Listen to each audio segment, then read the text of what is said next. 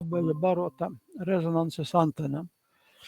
Attiecīgi to ir vieglāk salāgot, tā ir maksimālā izstarošanas efektivitāte.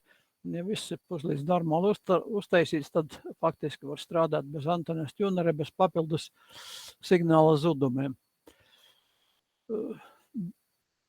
Rezonējošai antenai, dipolveida antena, uzskatīsim, ka šī dipolveida antena, tātad viens antenas zars ir pie kabeļa centrālās dīslas, otrs zars ir pie ekrāna, tas ir vienkāršākajā gadījumā, sarežģītākos tu apskatīsimies drusku zem antenas plecu garumu, tad aprēķina pēc formulas viļņa garums dalīts ar 4 katram plecam. Nu, ja arī abu plecu kopējais garums, viļņa garums dalīt ar 2 un reiz saīsināšanās koeficients, pagaidām mēs B kategorijas līmenī par to saīsināšanās koeficientu neiespringsim, jo jebkurā gadījumā antena... Vēlreiz? Kam tur nebija izslēgts mikrofons. Labi. Tātad tas saīsināšanās koeficients 0,95 ir, un tādā gadījumā mums uz 3,677 iznāk pleca garums 9,2 metri. Jevgeni, lūdzu, izslēdz mikrofonu.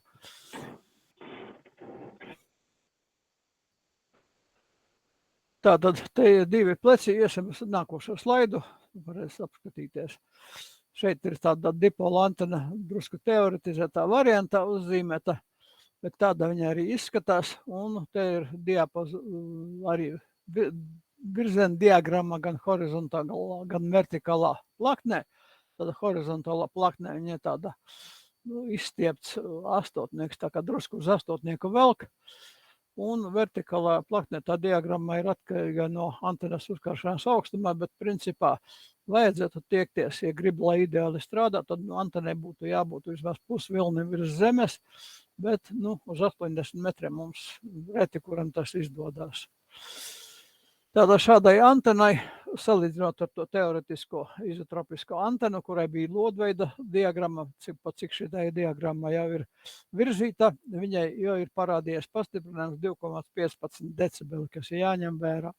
Tātad izotropiskai antenai visos aprēķinos un visās reklāmās ir pastiprinājums uzrādīts dBi, tātad decibeli izotropiskie, un reālai antenai ir delta bravo, delta dBd, tātad dipola antena. Pārsvarā reklāmās, lai maldinātu pircējus vai pievilinātu pircējus, ļoti bieži uzrāda to dBi, kas nav reālais pastiprinājums antenai. Antenas ieejas pretestība ir ap 60-70 ohmu, tur ir viss atkarīgs no tā, kādi antenas garumi ir un cik tālu zeme, bet viņai ļoti normāli barojama pa koaksiālo kabeli. Tā kā apakšā Juris pierakstīs lieliska pirmā antena, pilnīgi pareizi, viss ir kārtībā. Tā, ejam salves nākošo. Un tā ir variācijas, kā var šādu dipola antenu uzkārt. Vienkāršākais variants ir, protams, starp 2 kaut kādiem kokiem vai starp 2 mājām, pēc iespējas augstāk. Bet praktiski ļoti bieži arī iznāk tāda konfigurācija, ko sauc par apgriezto V burtu, inverted V, kur pleci ir uz leju. Attiecīgi priekšrocība tāda, ka to jebkurā brīdī var atsaiti atslābināt un pleca garumu vai saīsināt vai pagarināt. Bet par to mēs praktiski darbosimies tad, kad jau būs, kā saka, reālās antenas tiks būvētas. Vēl viens variants ir tāds, ka šim dipolam bez pamata frekvences var pieslēgt vēl papildus 2 vai pat 3 diapazonus, kas ir attiecīgi tādā garumā nogriezti, kāda tam diapazonam jābūt.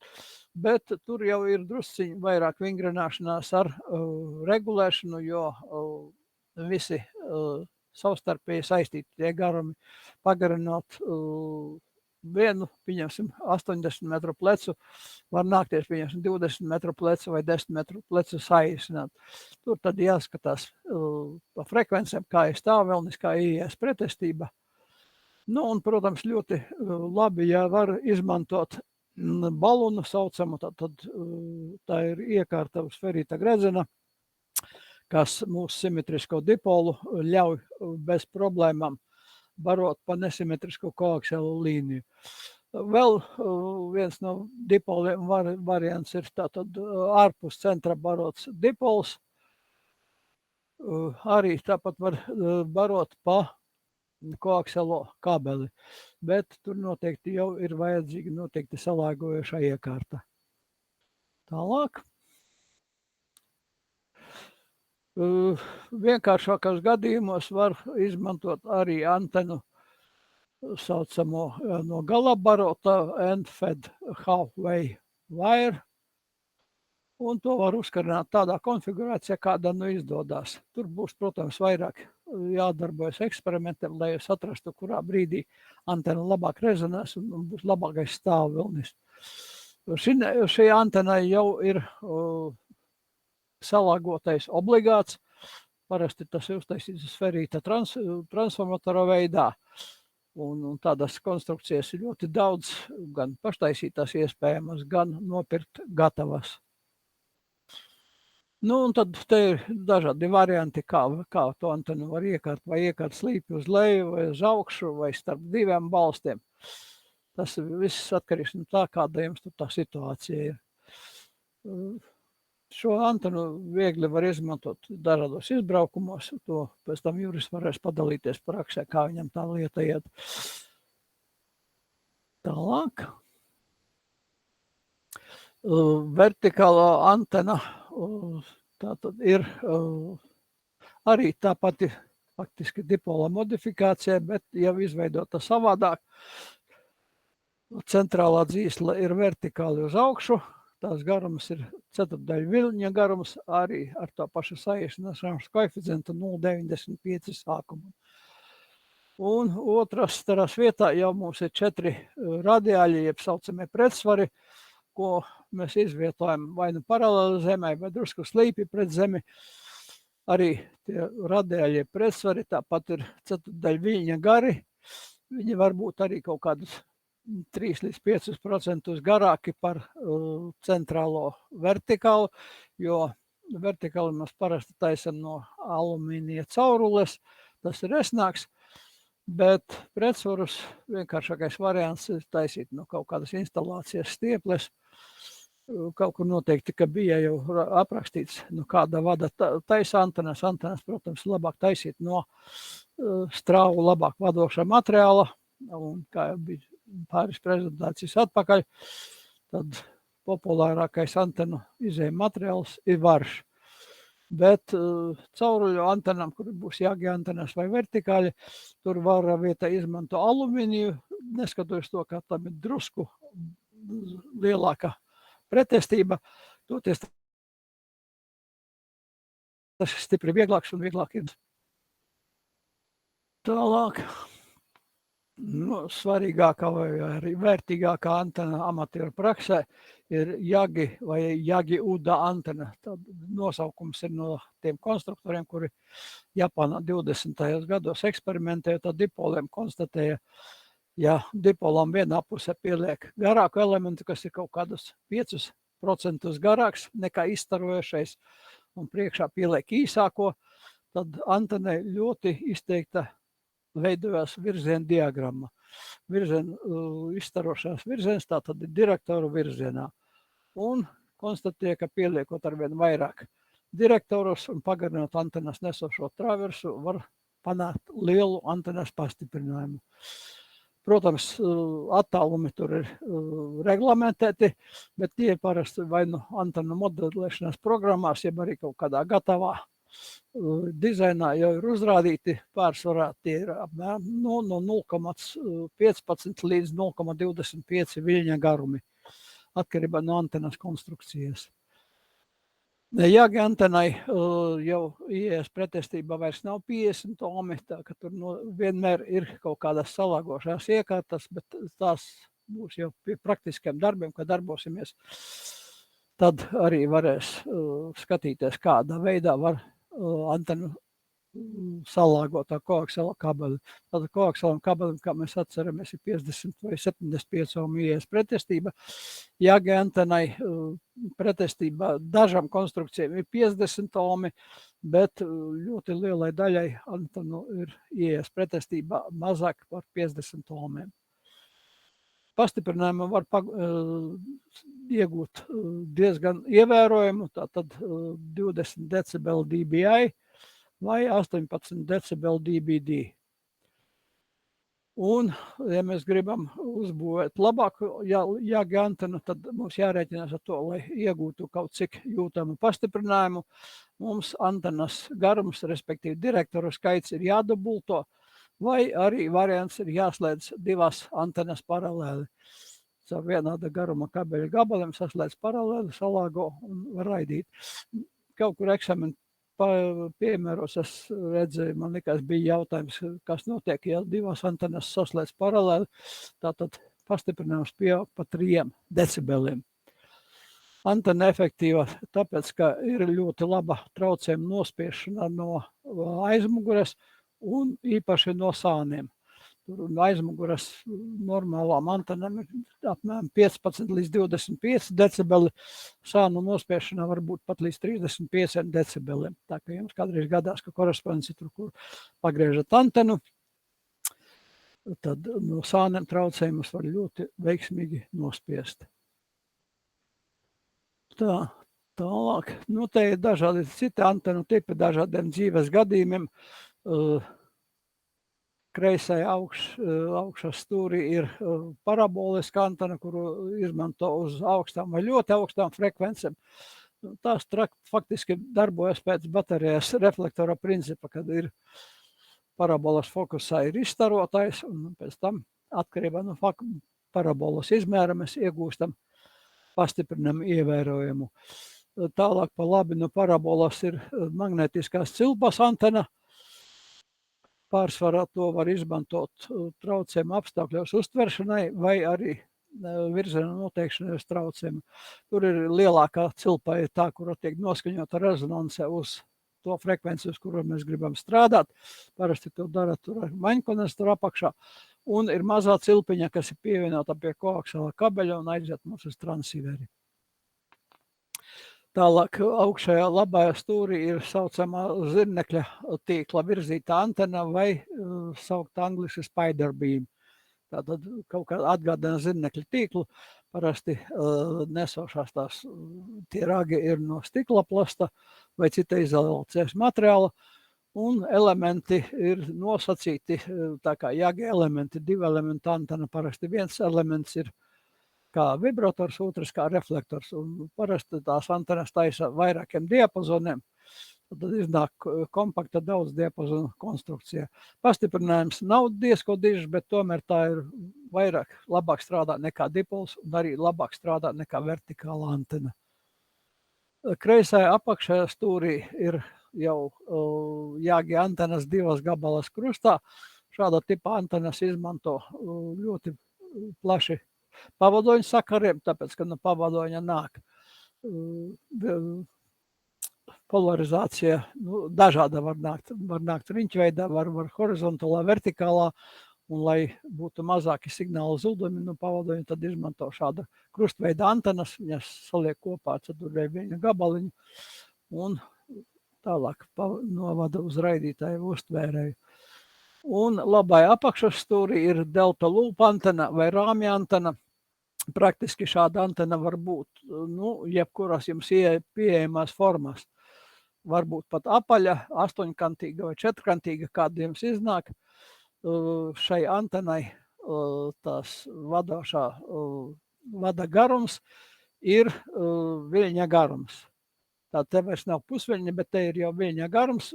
Praktiski ir kaut kāds 1,05 pat viļņa garums. Un, ja gribam labu stāvviļņa koeficientu, labi salāgotu koakselo kabeli, ir atkal jāliek vismaz 1:2 vai 1:4 transformators. Tālāk. Vairākas reizes jau tika pieminēts feeders vai antenas pievada līnija, barošanas līnija, kurš nosauc. Tad feeders no vārda feed barot. Antenas barošanas līnijā koakselais kabelis ir populārākais un efektīvākais antenas barošanas veids. Tad koakselais kabelis sastāv no viena centrālā vadītāja, kam apkārt ir ekrāns. Pareizi saucās ekrāns, bet reizēm literatūra nekonsekventi tiek nosaukts arī par apvalku. Arī eksamena jautājumos tā bija. Patiesībā, ja ņemam precīzi pēc fizikas, tad apvalks jau ir tas ārējais, ko sauc par žaketi vai jacket angliski. Bet, jebkurā gadījumā eksamenos ārējais apvalks un ekrāns ir viens un tas pats. Tātad šai antenai ir salīdzinoši mazi zudumi, ļoti viegli mehāniski montējama, tātad var grozāmam antenu likt, un apkārtējie priekšmeti šo antenu neietekmē. Koakselām kabelim parasti divu veidu izolācija, vai nu polietilēns vai putotais polietilēns. Polietilēns ir gaišs un blīvs, un putotais polietilēns jau ir koši balts, un tam ir mazāki zudumi, tos izmanto vairāk uz ultra īsajiem biļņiem. Vēl ir iespēja antenu barot arī pa simetrisku divvadu līniju, tādas arī gatavas nopērkamas, tā jau ieejas pretestība ir atkarībā no attāluma starp vadiem, ir no 200 līdz 600 ohmu. It kā, cik ir gaiss kādi elektriķi, mazāki zudumi, bet ar šādu pievades līniju jābūt uzmanīgiem, tāpēc, ka ir riskanti viņu locīt, grozīt un tuvu pie kaut kādiem zemetiem priekšmetiem. Uzreiz mainās līnijas simetrizācija, sākās parazītiski izstarojumi. Katrā ziņā, starp lielajiem puikiem šāda tipa antena, tāda līnija nav populāra, izņemot specifiskus gadījumus, kad ir lielas ultraīsviļņu antenu sistēmas tiek salāgotas, tad izmantot divvada līnijas.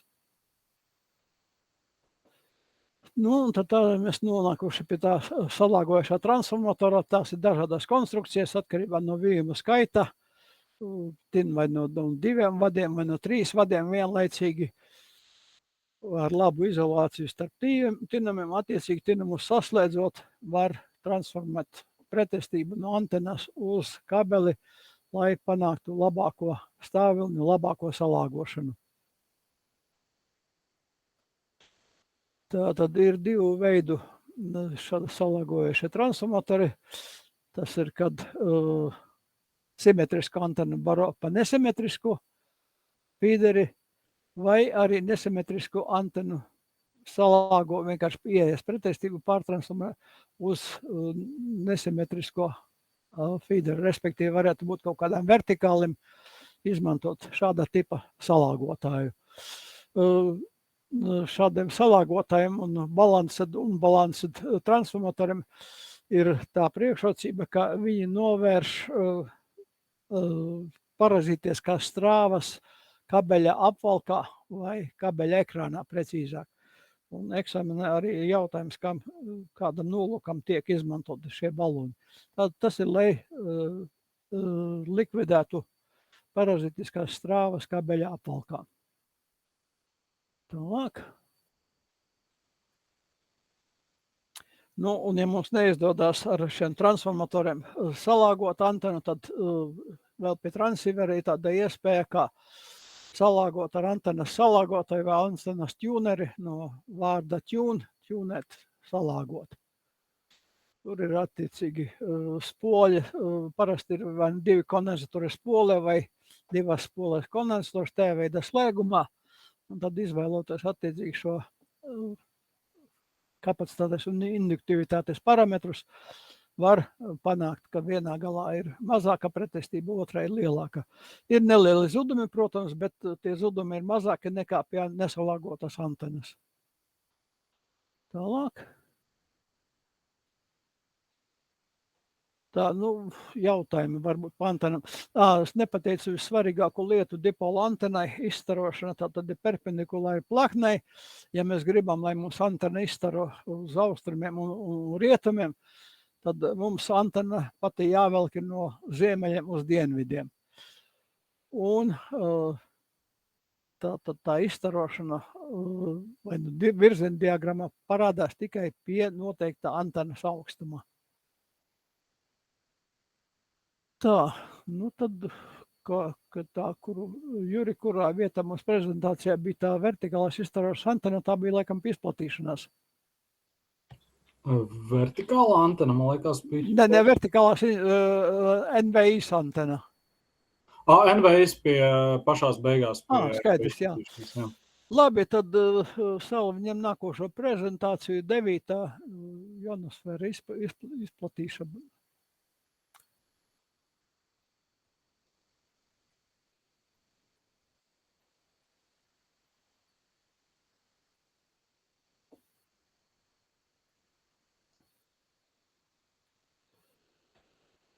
Tātad frekvenču spektrs un radioviļņu izplatīšanās. Nu, mums faktiski visapkārt ir elektromagnetiskie viļņi, sākot no elektrības vadiem, kas izstaro 50 Hz elektromagnetiskos viļņus, līdz elektronu kustībai, kur ir nanometros viļņa garums. Mēs faktiski koncentrēsimies uz elektromagnetiskā spektra apakšējo daļu, kas mūsu gadījumā varētu būt no, sākumā varbūt B kategorijā no 3,5 MHz līdz 144 MHz, bet ļoti populāri vēl ir arī 160 metri diapazons, kas ir 1,8 MHz, un augstāk vai līdz 1,3 GHz vai 5,6 GHz, tur jau kā kuram būs interese. Tā frekvenču spektrs tā frekvences un viļņa garums ir savstarpēji saistīti. Gribēju pārliekt vienu gabalu uz priekšu. Tā liec uz to viļņa garumu. Jā, tā frekvence un viļņa garums ir saistīti lielumi, tāpat kā mums bija teorijā frekvence un periods. Tā šeit arī. Viļņa garums, tātad gaismas ātrums dalīt ar frekvenci. Tas ir sistēmas vienībās metri sekundē.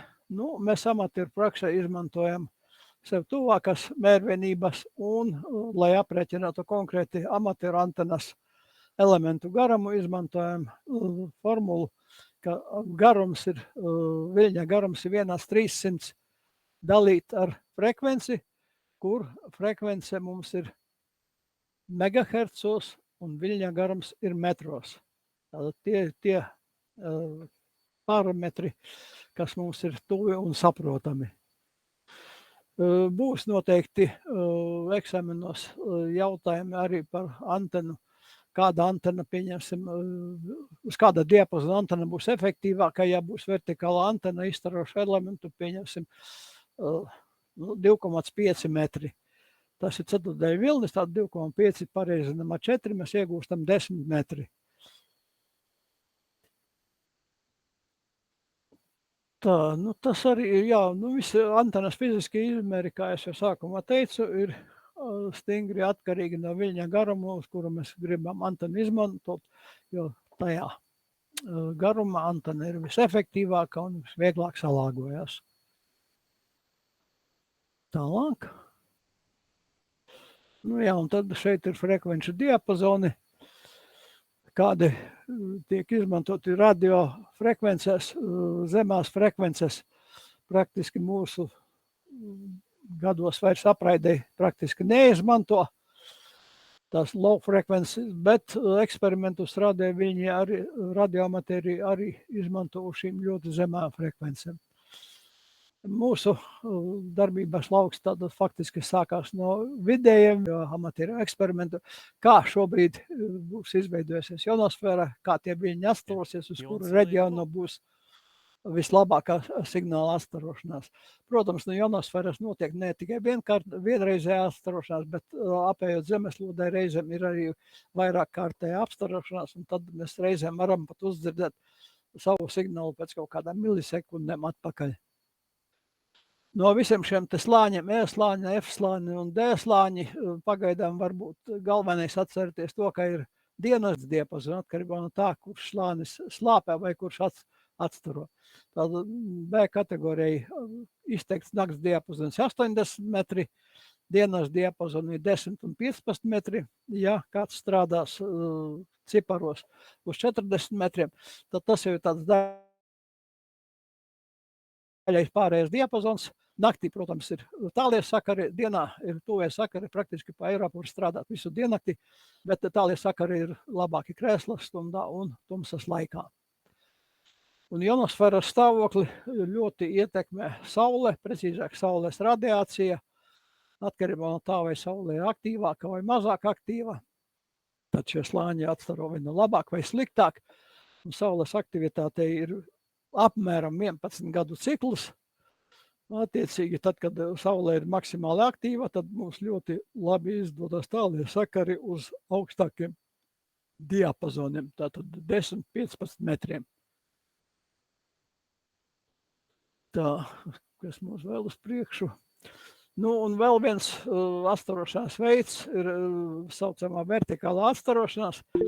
Uz 80 metriem to mēs ļoti veiksmīgi varam izmantot vietējiem sakariem, ko mēs arī darām, kad antena ir ļoti tuvu zemei un galvenā enerģija praktiski iet vertikāli gaisā, atstarājās no ionosfēras un nāk tāpat kaut kur 100-150 km attālumā, nāk atpakaļ un ir spēcīgi vietējie signāli.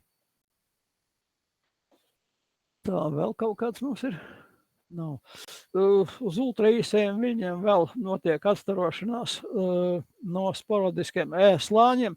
Tātad tāds elektronu mākoņi veidojās, tie parasti veidojās tuvāk vasaras saulgriežiem, apmēram pāris mēnešus.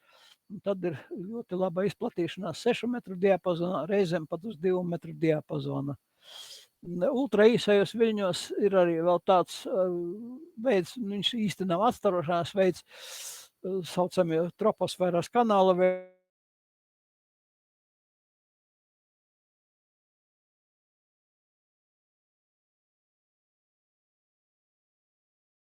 ja tropods jāzīlē, ir internetā vietnes, kuras ir aprakstītas YL2 FD Hamradio LV prezentējā rakstā, kas ir. Nu, man tā ātrumā ir viss, tad esmu gatavs dažādiem jautājumiem.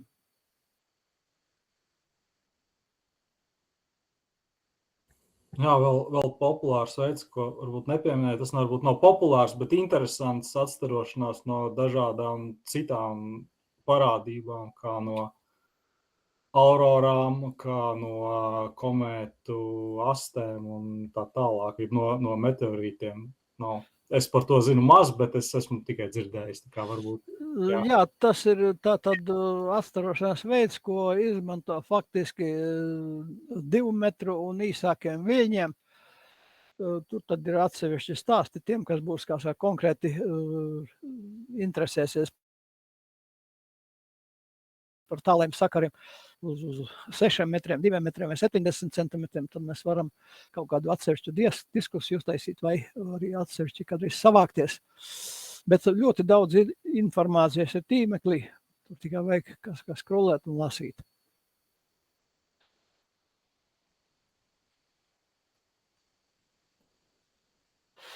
Jā, labs jautājums ir tātad ap Zemi riņķo diezgan daudz amatieru satelīti, strādā dažādos diapazonos, parasti raida uz zemākas frekvences diapazonā un atpakaļ no satelīta uztver augstāku frekvenci. Populārākie repeateri ir, ka mēs raidam uz 2 metriem, klausamies uz 70 centimetriem. Ir arī citu diapazonu. Tagad pēdējā laikā ir populārs satelīts QO100, kurš ir ģeostacionārā orbītā. Tā ir tāda orbītā, kurā stāv mūsu televīzijas satelīti, respektīvi pavadonis griežās vienlaicīgi ar Zemi. Viņš atrodas ļoti augstu virs ekvatora, un tā pavadoņa pozīcija nemainās. Jūs nopozicionējat antenu uz to satelītu un varat strādāt ar atstarošanos. Es neesmu liels satelītu sakaru fans, tāpēc detalizēti daudz es jums neko izstāstīt nevaru. Bet teoretiski tāds variants ir. Tā vēl kāds uzrakstīs kaut ko pajautās.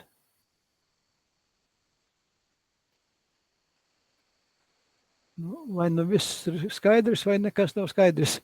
Arvi, tad tev mikrofons.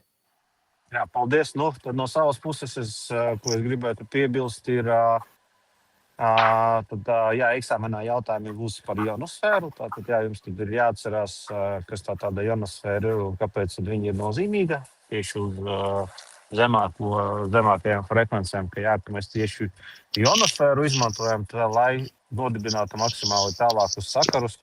Kaut kam tur mikrofons nav izslēgts. Kaut maksimāli tālākus sakarus ar dažādām vietām uz pasaules. Un šis te vilnis atstarojas ne tikai no ionosfēras, bet viņš atstarojas no ionosfēras, tad viņš atkal var atstaroties no Zemes, un tad viņš atkal atstarojas no ionosfēras, un tādā veidā mēs tiekam pietiekami tālu. Tāda ļoti, ļoti interesanta parādība, ko mēs ikdienā kā radioamatieri ļoti, ļoti izmantojam, lai dibinātu mūsu tālos sakarus. Tad, ko īsumā teorētiskā daļa, ko mēs jums varējām šīs saspiestajos termiņos un īsumā pastāstīt, mums ir izstāstīta. Tas, kas notiksies tālāk, tad pirmdien, tad uzsākam no pirmdienas, tad tās nākamās 4 nodarbības mums ir ieplānotas pirmdien un piekdien, katru nedēļu pirmdien un piekdien. 19:00 mēs tad ņemsim konkrēti biļetes cauri un iesim visiem jautājumiem cauri, balstoties uz to, ko jūs dzirdējāt mūsu prezentācijā. Es atvainojos, es tagad pie stūres esmu kāds, ko tu, ja roku paceļ, tad droši runājiet, lai es varu dzirdēt, es nevaru pievērsties telefonam. Jā, labvakar, man tāds jautājums. Cik reāli vispār un cik grūti izmantot meteora plūsmu, piemēram, Perseidus augustā, un varbūt kādam ir pieredze? Jā, Perseidi un Geminīdi vai viņu zvaigznāja meteora plūsmas tiek bieži izmantotas un visplašāk tiek izmantotas 2 metru un 6 metru diapazonā. Tātad, par ionosfēru es nepateicu, ka tas ir ionizētu daļiņu mākonis. Tāda ionizētām daļiņām ir daļai tā kā vadīšanas iespējas, un tāpēc arī veidojas tā atstarošana. Savukārt, meteoram ietriecoties atmosfērā, rodas plazmas aste, no kuras arī notiek atstarošanās.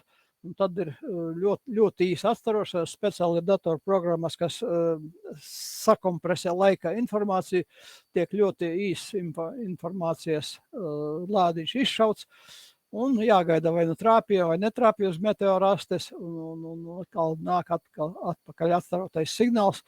Tādā veidā var izvest sakarus līdz pat kaut kādiem 2500 uz 2 metriem, gan uz 6 metriem. Tā, Ingus, vai pacelt roku ilgstoši lūdzu. Jā, gribēju pateikt, ka tos radioamatieru satelītus varēja dzirdēt, piemēram, ar mokso un antenu un parasto skeneru. Un antenas priekšpaspinātāji tādu.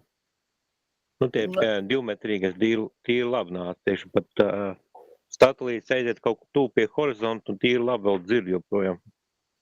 Jā, tā ir, tāpēc, ka ar satelītu mums ir tiešā redzamība, tur nekādu, īpašu signālu vājinājumu nav.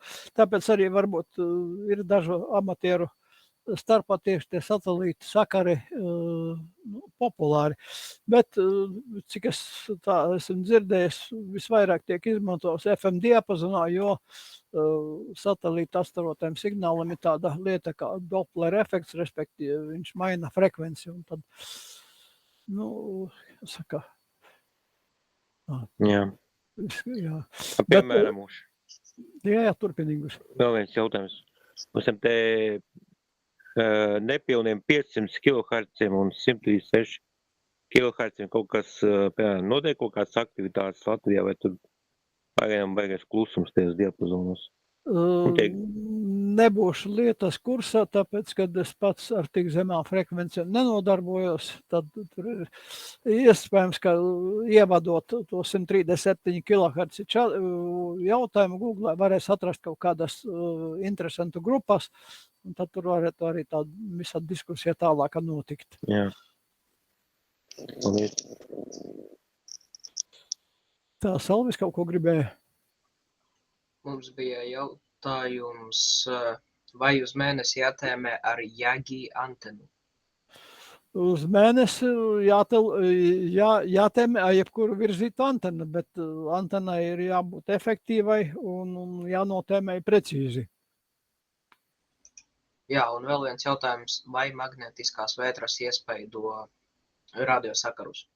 Jā, magnetiskās vētras iespaido radiosakarus, slāpē īsos viļņus, un magnetiskās vētras tautā varbūt tiek sauktas pēc tās magnetiskās vētras sekundārā efekta, kas ir ziemeļblāzma, un tad polu apgabalos, dienvidu un ziemeļu polu apgabalos kaut kādos pirmajos 30-40 grādos no pola veidojas atkal astarojošās virsmas, teiksim, vai arī tā pati spīdošā ziemeļblāzma, tā ionizētā ionosfēras daļa, un astarošanu no turienes var izmantot arī sakariem. Bet tādā gadījumā abiem korespondentiem antena jāgriež nevis vienam uz otru, bet abiem jāgriež apmēram uz ziemeļiem, un tad jātausta, no kuras puses labāk nāk. Reizēm nāk no 30 grādu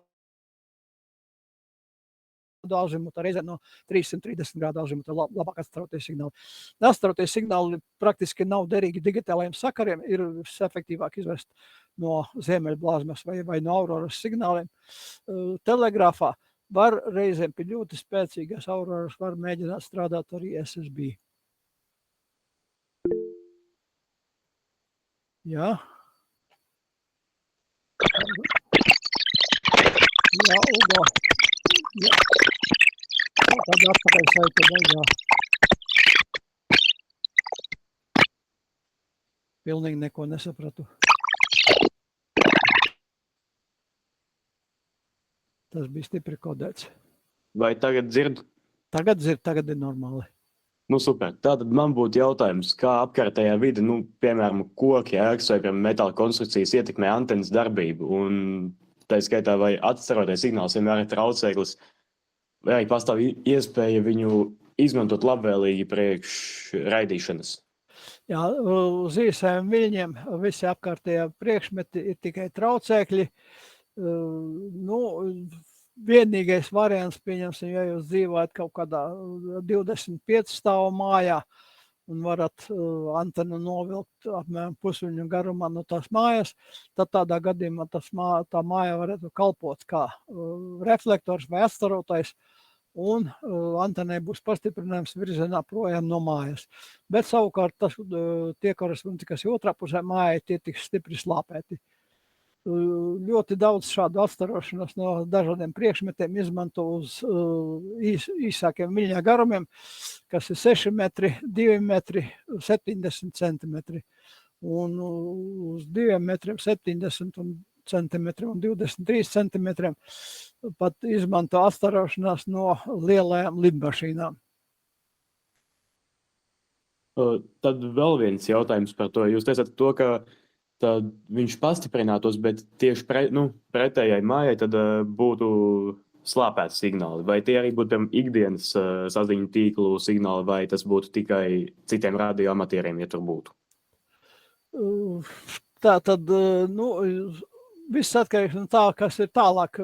Ja jums ir tā lielā daudzstāvu māja, kur jūs varat novilkt antenu apmēram 4 viļņu attālumu no tās mājas, tātad amatieri visi, kas ir tajā pusē, pieņemsim, ja jūs mājai rietumu pusē novelkat antenu, tad rietumu puses amatieri jūs labāk dzirdēs un arī jūs labāk dzirdēsat. Bet attiecīgi austrumu puses amatieri būs klusāki, bet tas nav tik briesmīgi, tur apmēram visi tie signāla līmeņi mainās kaut kādi 5 līdz 10 decibeli, bet mēs jau uztveram signālus pat 10 decibeli. Labi, paldies. Tā garāks vilnis, labāk atstarošanās, nemācīšu precīzi atbildēt uz šo jautājumu, tad tur ir jāeksperimentē.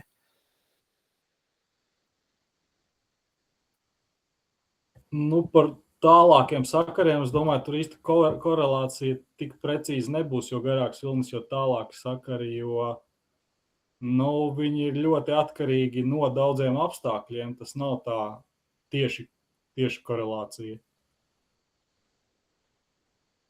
Tas ir jautājums tāds, jo garāks vilnis, jo labāk atcerēšanās, tālāk sakara, bet vairāk traucējumu. Varbūt Gunārs var pakomentēt. Nu, ar traucējumiem tātad, kas ir garāks vilnis, pa kādiem viļņa garumiem mēs runājam, vai mēs runājam par 80, 40 metriem, vai mēs runājam pa ļoti zemām frekvencēm, kaut kādas 170 metru diapazonu vai vēl zemāk, vai mēs runājam par ultra īsiem viļņiem. Nu, šis jautājums ir tik ļoti diskutabls un tik daudz izpētams, ka tur viennozīmīgu atbilžu praktiski nav.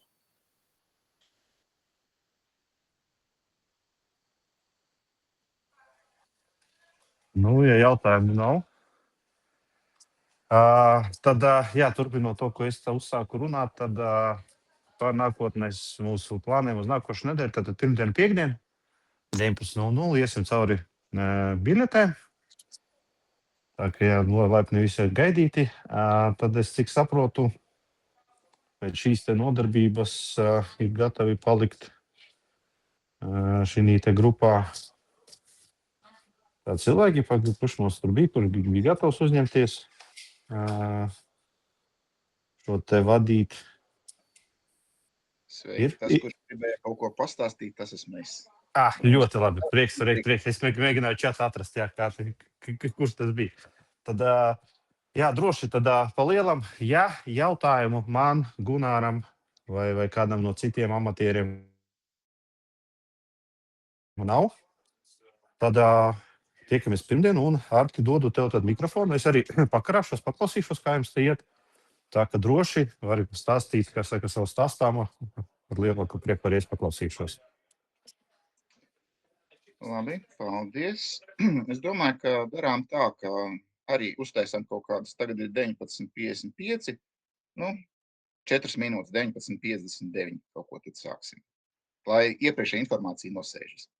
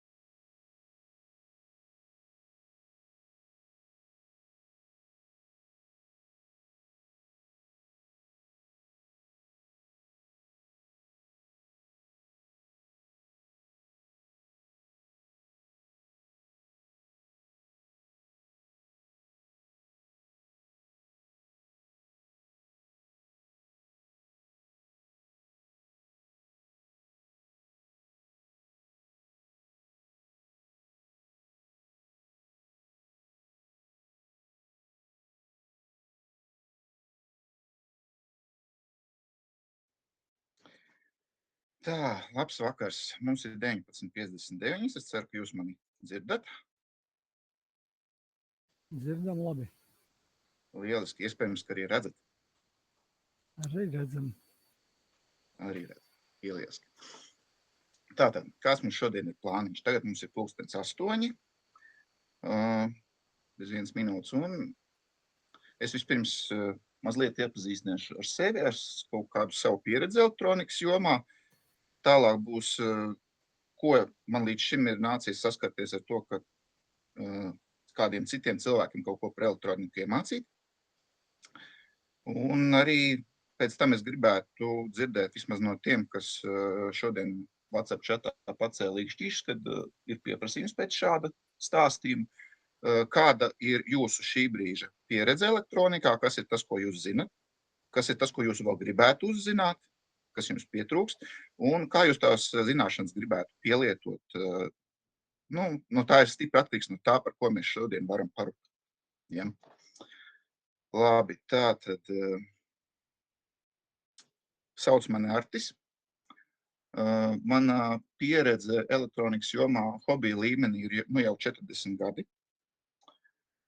Un no tiem 40 gadiem kaut kāda trešā daļa, apmēram 11 gadus, man tā pieredze ir bijusi arī profesionālā jomā, dažādos amploā.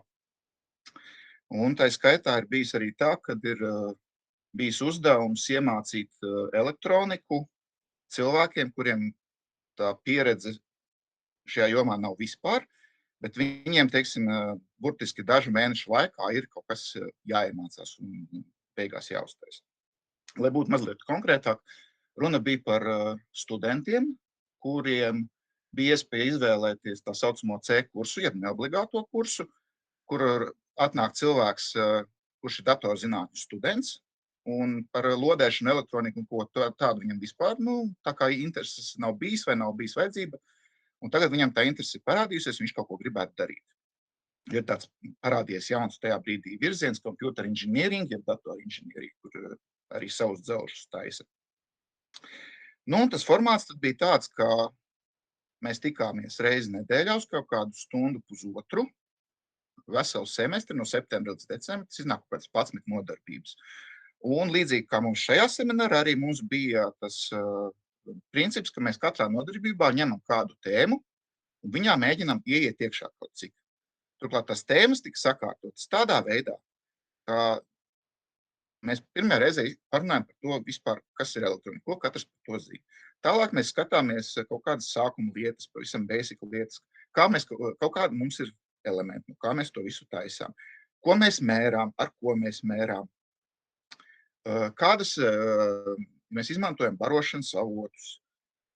Tālāk, ja mums ir vajadzīgs dažādām iekārtām sazināties par radio, kādas tur ir īpatnības. Un tā pa solītim uz priekšu, un tie cilvēki, teiksim, to 4 mēnešu laikā, viņi beigās, viņiem ir kursa projekts, kur viņi atnes kaut ko salodētu, saprogrammētu un parāda citiem, un, protams, arī jau izstrādes laikā savstarpēji apmainās ar informāciju. Man liekas, ka tas bija tāds labs veids, kuru, teiksim, ne jau atkārtot, bet kaut ko no tā mēs varētu arī šeit izmantot. Un šajā brīdī tagad es gribētu dzirdēt vismaz dažiem tiem, kas šodien čatā īkšķīšus pacēla, kāds ir tas jūsu komplekts, ko jūs jau zinat, ko jūs vēl gribētu zināt un kā jūs to gribētu pielietot. Tā ka lūdzu.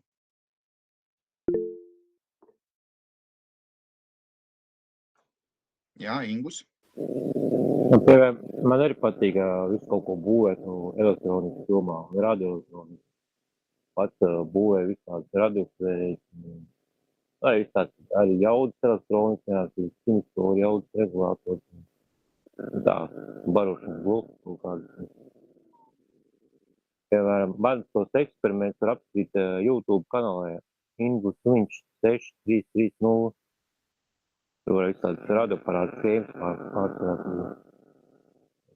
Es domāju, Ingus, ka mēs jau esam neklātienē pazīstami to Delfa formulai. Jā, paldies. Jā, es ceru, tur bija tajā Elfas formā līdz beigās nobrukt. Jā, lai dara laika mainās. Jā, paldies.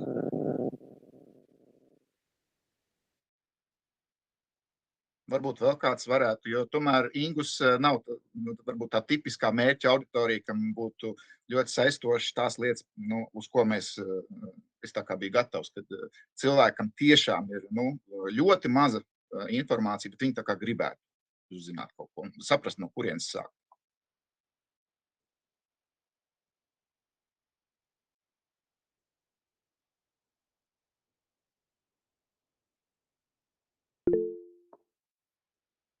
Jā, lūdzu, Rolands.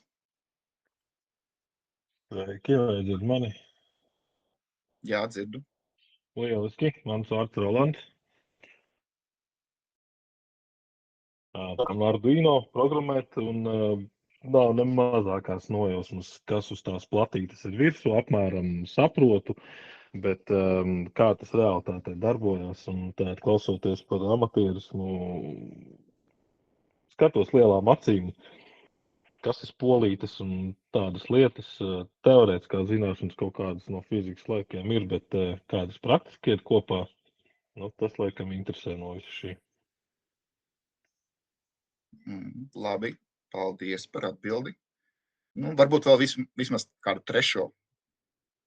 Jo no rīta likās, ka tik daudz īkšķīši tiek saspiest, ka tur cilvēkiem, kā saka, interesi ir. Jā, lūdzu, Pauls. Nē, ja vajag kādu, sveiku visiem, ja vajag kādu stulbe, tad es varu pieteikties, jo man fizikā bija trīnieks un man no radio sakariem vienīgā sajēga, ka es jaunībā nodarbojos ar to radio pēlēšanas sportu un skrēju pa mežu, bet Omu likumu es nezinu. Tas būtu tas mans sākums, ar ko jāsāk. Tas arī nav slikti. Es teiktu, tas ir baigi forši, ka mēs esam tādi visi ļoti dažādi. Ar dažādu dzīves pieredzi, dažādu zināšanu bagāžu. Tas, teiksim, ja katrs vēl kaut ko izstāstītu, tur būtu ļoti interesanti. Vai vēl kāds kaut ko varētu par šo pateikt? Jā, es izlasīšu, tā man tur jāpieliec. Iesācēja līmenī, zinu, rezidos fundamentāli, antenas ķūnēšana, tā, 20, tā, jā, 20 gadus atpakaļ pabeidz RTU. Jā, RTU pabeigt arī nav slikta lieta. Man gan ar tieši RTU ir mazāka pieredze, bet iekšā bijis esmu. Tā, kad arī laikam vienu bakalaura darbu novadījis. Labi, tad apmēram tas priekšstats tā kā būtu skaidrs.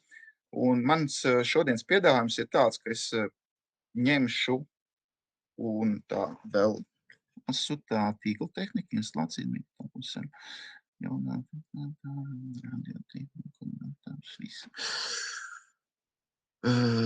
labi.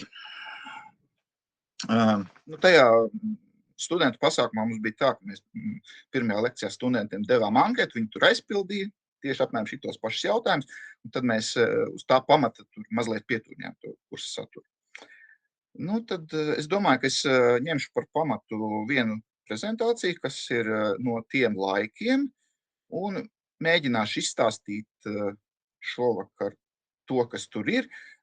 Tiem, kam tas viss būs labi zināms, neuztraucaties. Es pieņemu, ka mums ir cilvēki mūsu starpā, kuram tas viss vēl tik labi zināms nav. Un ja ir labi zināms, atkārtošanas zināšana nav. Tā, es tad mēģināšu nošērot ekrānu.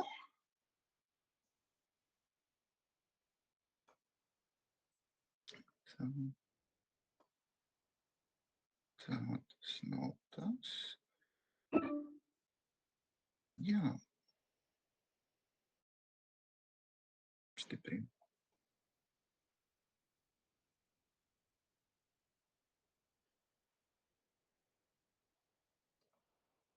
Tā, un es aizēju uz PowerPoint. Vai jūs kaut ko redzat?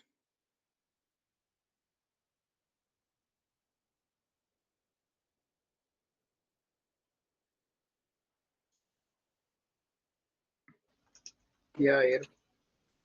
Ir, lieliski.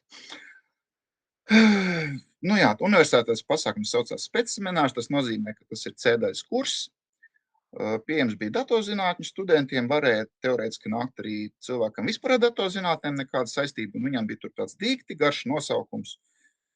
Tā, lai katrs sev kaut ko varētu atrast. Nosaukumu es šodien neiztirzāšu, jo mums jau visādi šodien interesanti termini bija, tā ka sāksim no viena gala. Un kaut kādā ziņā šitā pieeja sasaucas ar to vienu komentāru šodien WhatsApp chatā, kur arī tika ieteikts, ka no vienas puses vajag sākt ar komponentiem un pa kārtai skatīties un iet cauri, kādi viņi mums ir, kur mēs viņus izmantojam un tādā veidā būvēt kopējo izpratni. Un savulaik mēs arī izdomājam, ka tas apmēram šitā varētu strādāt. Tad arī no tā pieeja tāda bija, ka, ja mums ir jāmūrē, tad kaut kādi ķieģeļi ir vajadzīgi. Viņi nav visi vienādi, viņi ir dažādi. Tas nekas, ka viņi mums sākumā izskatās vienādi, jeb no sērijas, ja mums ir no instrumenta jāmāmuši, tad mums viss apkārt ir naglas. Un tad te ir mūsu izmantotie būvmateriāli. Te, protams, nav visi, te ir kaut kādi pamatlietas, bet tas ir tas, no kā mēs sākam. Ko mēs arī jau esam redzējuši tajās prezentācijās, kas bija par to, ko mums eksāmena jautājumos biļetēs prasīs. Tad mēs raksturi, jeb pretestības. Mums ir kondensatori, mums ir spoles dažādas. Mums ir diodes, vēl dažādākas. Mums ir tranzistori, arī dažādi. Reizēm, jau vairs ne tikai reizēm, ir kaut kas tāds, ko sauc par mikroshēmu, kas nozīmē, ka mums jau noteiktu schēmas daļu, rezistori, tranzistori, kondensatori un viss kaut kas cits ir salikts iekšā, noteikta schēmas gabaliņš, maziņš modulītis. Ja mums vajag tieši tādu, mums viņš nav jālipina no atsevišķiem elementiem, mēs paņemam gatavu, izmantojam. Tad no viena gala sākam. Tātad rezistors, kā jau viņa nosaukums liecina, viņš pretojas elektriskai strāvai. Ja mums ir vadītāji, kas elektrību vada labi, tad, kā jau mēs iepriekš dzirdējām, sudrabs, varš, alumīnijs, tad šeit ir tieši pretēji, viņa elektriskai strāvai pretojas. Kāpēc tas ir vajadzīgs? Uzreiz no praktiskās puses. Izrādās, ka mums dažādiem citiem elektroniskiem komponentiem, tiem pašiem tranzistoriem, tiem pašām diodēm, ka viņi ir domāti darbībai līdz noteiktam strāvas stiprumam. Ja tas strāvas stiprums tiks pārsniegts, tas komponents ilgi nedzīvos. Sākumā viņš būs silts, tad būs ļoti silts, pēc tam būs paukšs. Varbūt arī ļoti sliktām sekām. Līdz ar to ķēdēs, kur mums to strāvu vajag ierobežot, mēs liekam rezistoru. Turklāt nevis kaut kādu, bet tieši tādu, kādu tajā vietā vajag šo strāvas ierobežošanu. Mēra viņus ohmos. Tātad ohms, ja nemaldos, arī bija viens no zinātniekiem no tiem laikiem, kad Faradejs, Ampers un Lenz, Maksvels,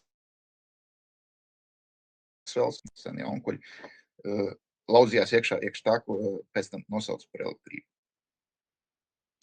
Tātad ohmi ir kiloomi, megaomi, miliomi, tātad pakāpes. Tālāk rezistoram ir tāda lieta kā pieļaujamā jauda, parasti vatos.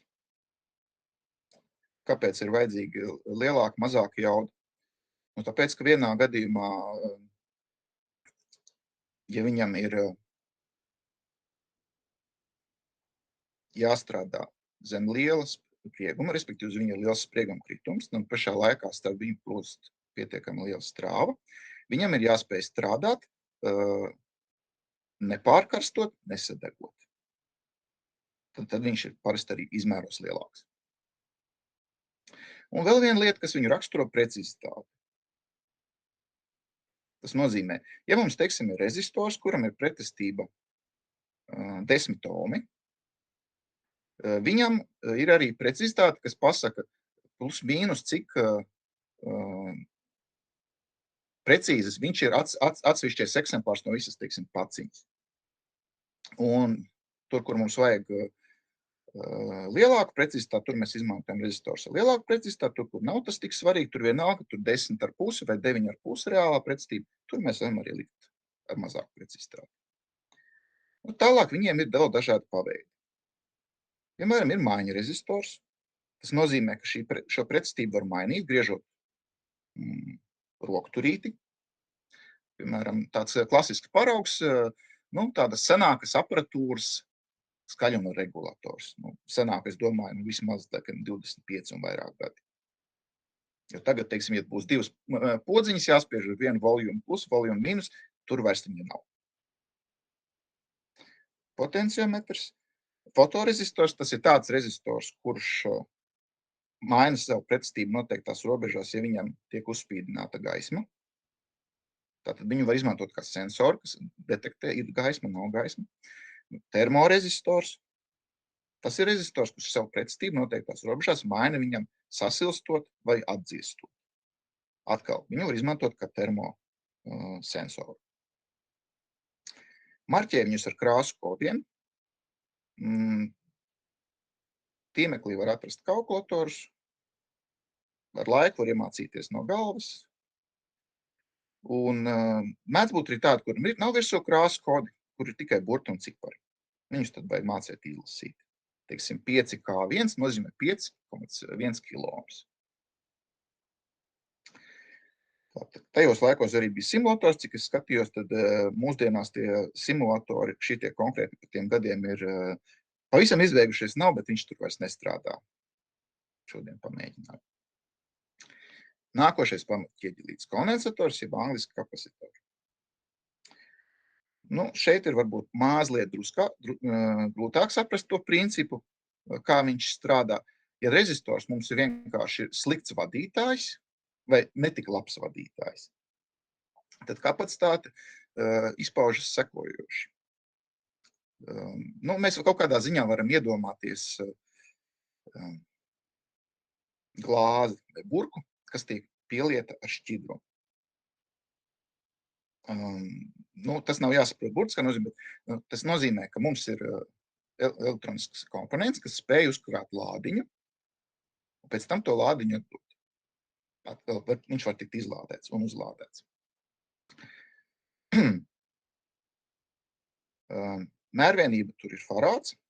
Farāds ir ļoti liela kapacitāte, līdz ar to plaši tiek izmantot mikrofarādi, nanofarādi, pikofarādi.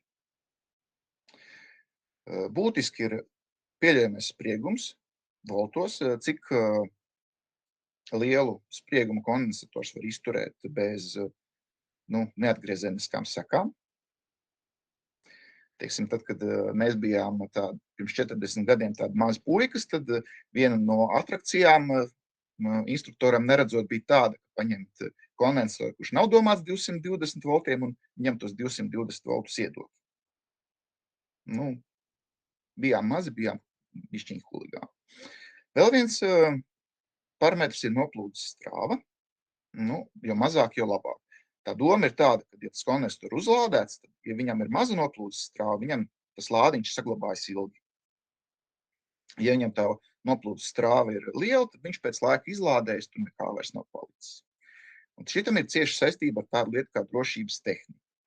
Piemēram, ja mums ir kondensators kaut kādā barošanas blokā, tur no 220 voltiem taisngriezis iztaisno uz 300 voltiem, un tur ir kondensators uzlādēts, teorētiski viņam ir jābūt klāti pieslēgtam augstas precizitības rezistoram, kas viņu pēc tam, kad viņš iekārta ir atslēgta no tīkla, viņu izlādēs. Tur nevar būt ne gluži sekundēm, bet teiksim, pēc 20 sekundēm viņš būs izlādēts. Bet tam precizitībai jau arī nevar tā, ka 100% ticēt, viņi arī var sabojoties. Un tad mēs tā vēsām mierā, iekārta ir izslēgta, 20 sekundes ir pagājušas, mēs tur tā ar pirkstiem ejam iekšā, opā, 300 volti. Labi, ka mēlē neiekodu. Kaut kā tā. Tā, kādi vēl viņiem ir paveidi? Pirmkārt ir maiņa kondensators. Tas nozīmē, ka atkal mums vecākā radioaparātā bija rokturīts, ar ko mēs griežam stacijas. Tur kaut kur dziļumā bija maiņkondensators. Tad, attiecīgi, viņa plāksnes brauca tuvāk viena otrai un tālāk. Un tā mēs varējām mainīt kapacitāti. Ja mēs mainām kapacitāti un spolei ir fiksēta induktivitāte, mēs mainām kontūra rezonanses frekvenci. Līdz ar to mēs varam pārskaņoties uz tādu vai citādu frekvenci, tādu vai citādu radiostaciju. Vēl viens paveids - elektrolītiskais kondensators. Šis ir tas, kur jau es iepriekš pieminēju par tiem 300 voltiem. Tur parasti ir elektrolītiskais kondensators. Šim tā īpašība, kas būtu jāatceras, ir tāda, ka viņam nav vienalga, kurā virzienā viņam padot plusu un mīnusu. Viņš ir speciāli domāts, ka pluss būs uz plusa, mīnus uz mīnusa. Atkal ieslēdzot otrādāk, varētu būt interesanti efekti. Tā skaitā varam uzspērt gaisā. Kur viņus pielieto? Tātad klasiski noskaņošanā būs rezonanses kontūri. Tālāk, ja mums kaut kur ir nepieciešams samazināt pulsācijas, mēs tur varam izmantot kondensatoru. Tātad, kamēr viņš nav izlādējies, nepaspēj izlādēties, ja mums tās pulsācijas tur ir, tās pulsācijas nogludina. Šeit mēs par līdzstrauku runājam. Tā, nākošais. Indukcijas spola.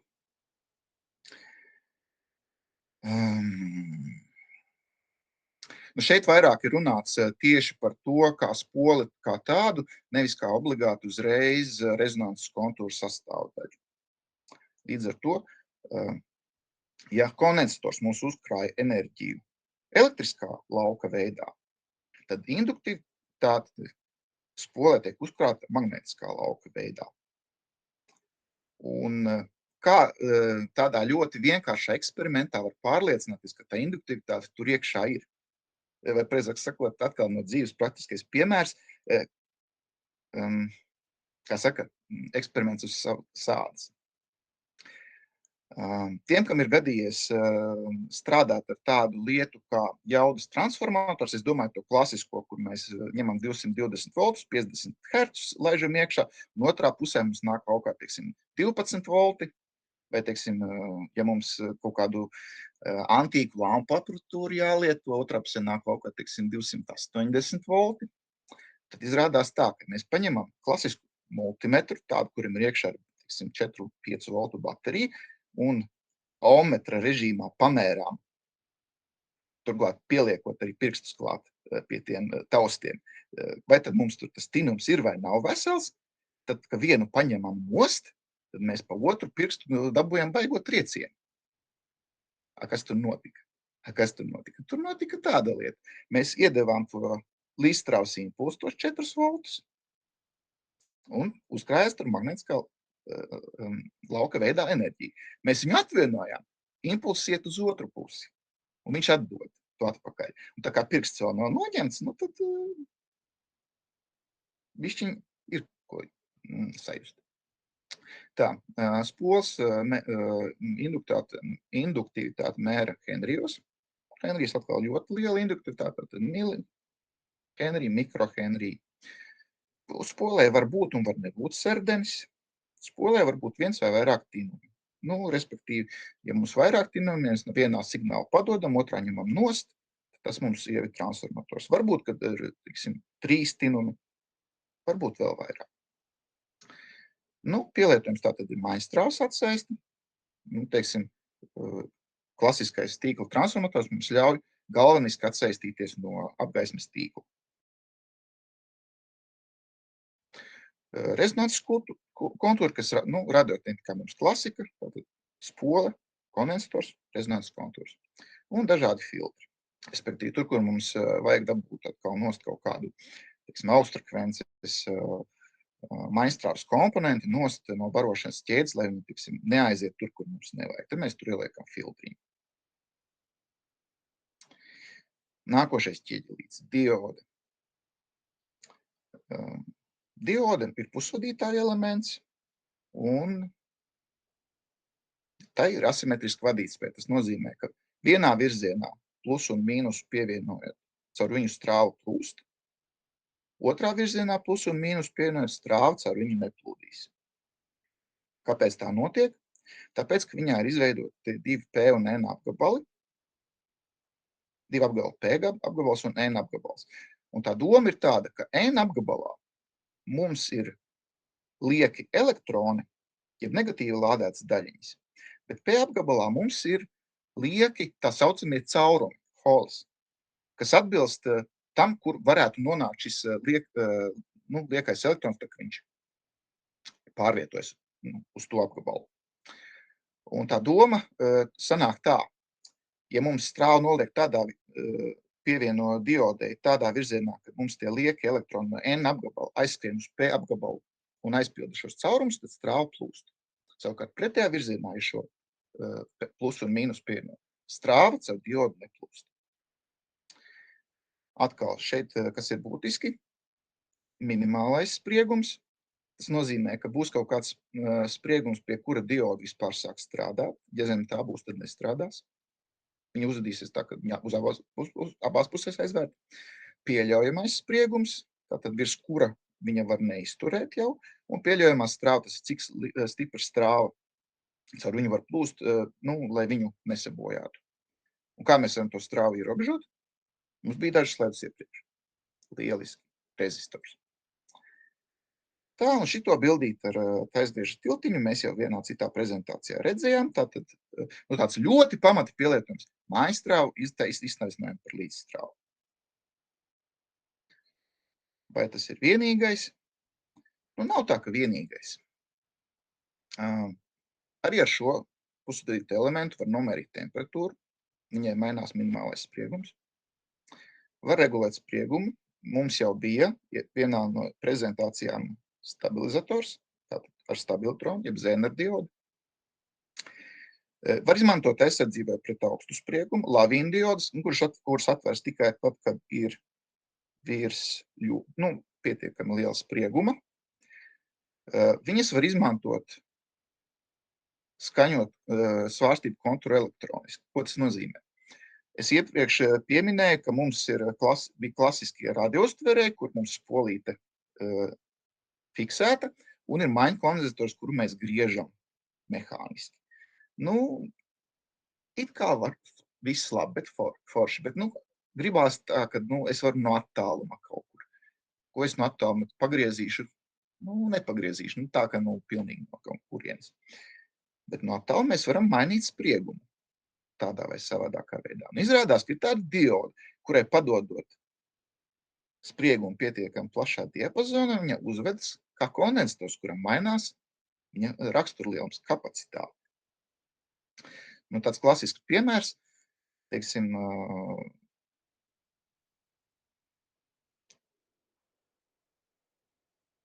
ja mums ir kāds klasisks jau veco laiku analogais televizors, tad tur, teiksim, šāda varaktoru diodi tika izmantota, uz viņu padodot spriegumu diapazonā no 2 voltiem līdz 30 voltiem, viņu varēja pārskaņot kontūru, teiksim, no 21. līdz 69. televīzijas kanālam.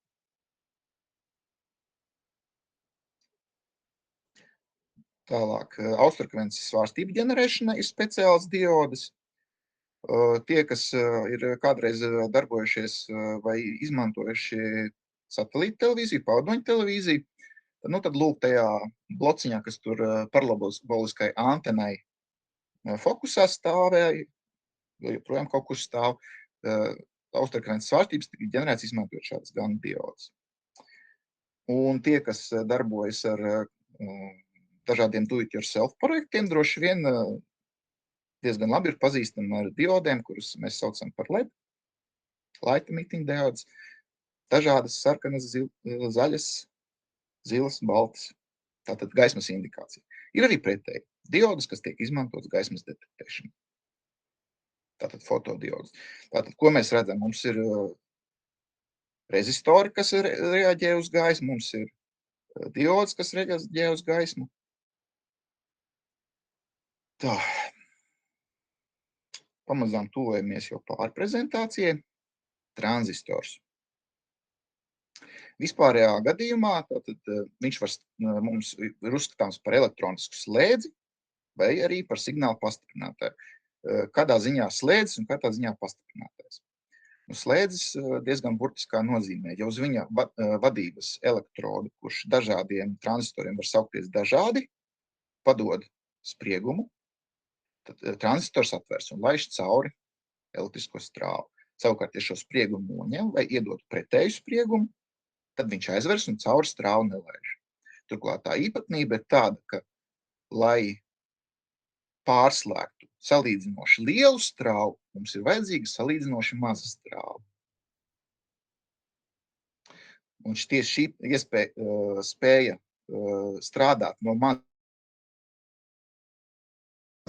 strāvu mums ļauj izmantot to kā signālu pastiprinātāju. Tad attiecīgi ir divi pamatveidi – bipolārie tranzistori un lauka. Bipolārais vadās ar strāvu, lauka tranzistors ar spriegumu. Attiecīgi vienam elektrodu sauc bāze kolektors emiters, otram ir aizvars iztece notice. Šis ir atkal no sērijas. Par to visu var lasīt nopietnākus avotus, biezākas grāmatas un tā, bet šīs ir tās pamatlietas, kuras būtu vērts pieķert. Tāda lieta bija. Tālāk es atradīšu vairāk informācijas, bet šīs ir pamatlietas.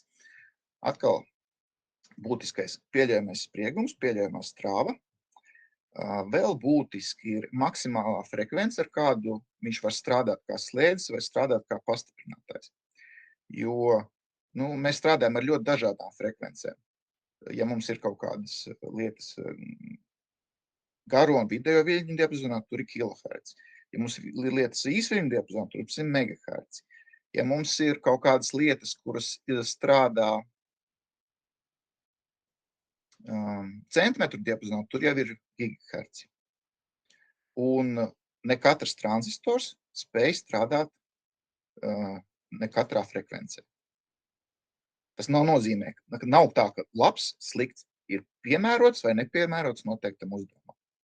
Vēl viena lieta ir pastiprinājuma koeficients. Tas nozīmē, tā kā mēs te runājam par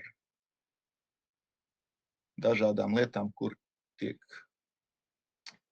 pastiprinājumā izmantot decibeli, šeit ir savādāk. Šeit viņš tiek izmantots, pastiprinājuma koeficientu izsaka kā skaitli. Tā, par vienkāršiem tranzistoriem parunājām. Tātad bipolārie, lauka tranzistori. Vēl ir Darlington, jeb saliktais tranzistors, kur būtībā ir vienā korpusā divi tranzistori, kas kopā veido, kaut kādā ziņā var uzstīt par supertranzistoru. Viņam ir ļoti liels pastiprinājuma koeficients, bet arī citas īpatnības. Un arī šeit var būt tranzistors, kurš vadās no gaismas, fototranzistors.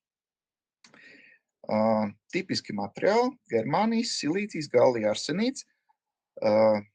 Šie ir saucamie pusvadītāju materiāli. Tātad viņi nav tajā groziņā, kur mums bija sudrabs varš, un viņi nav arī tajā groziņā, kur ir, kas tur bija, stikls un gumija. Tātad pusvadītāji, būtībā šajā vietā laikam lekcija par to, kāpēc tieši pusvadītāji nebūs īsti vietā, bet tā doma ir tāda, ka atkarībā no tā, kā uz viņu iedarbojas, kas skaitā ķīmiski, viņš atkarībā arī, ko ar viņu dara elektriski, viņš noteiktos gadījumos ir vadītājs, un noteiktos gadījumos viņš nav vadītājs. Tad atceramies, kas pret diodēm bija P un N apgabali. Izpildījums ir dažāds, varbūt kaut kas metāliskos korpusos, plastmasas korpusos, keramiskos, ļoti dažādi. Tur, kur ir nepieciešams lielas jaudas un tā, tad tos metāliskos korpusus vēl mēdz skrūvēt speciāli uz radiatoru. Tā.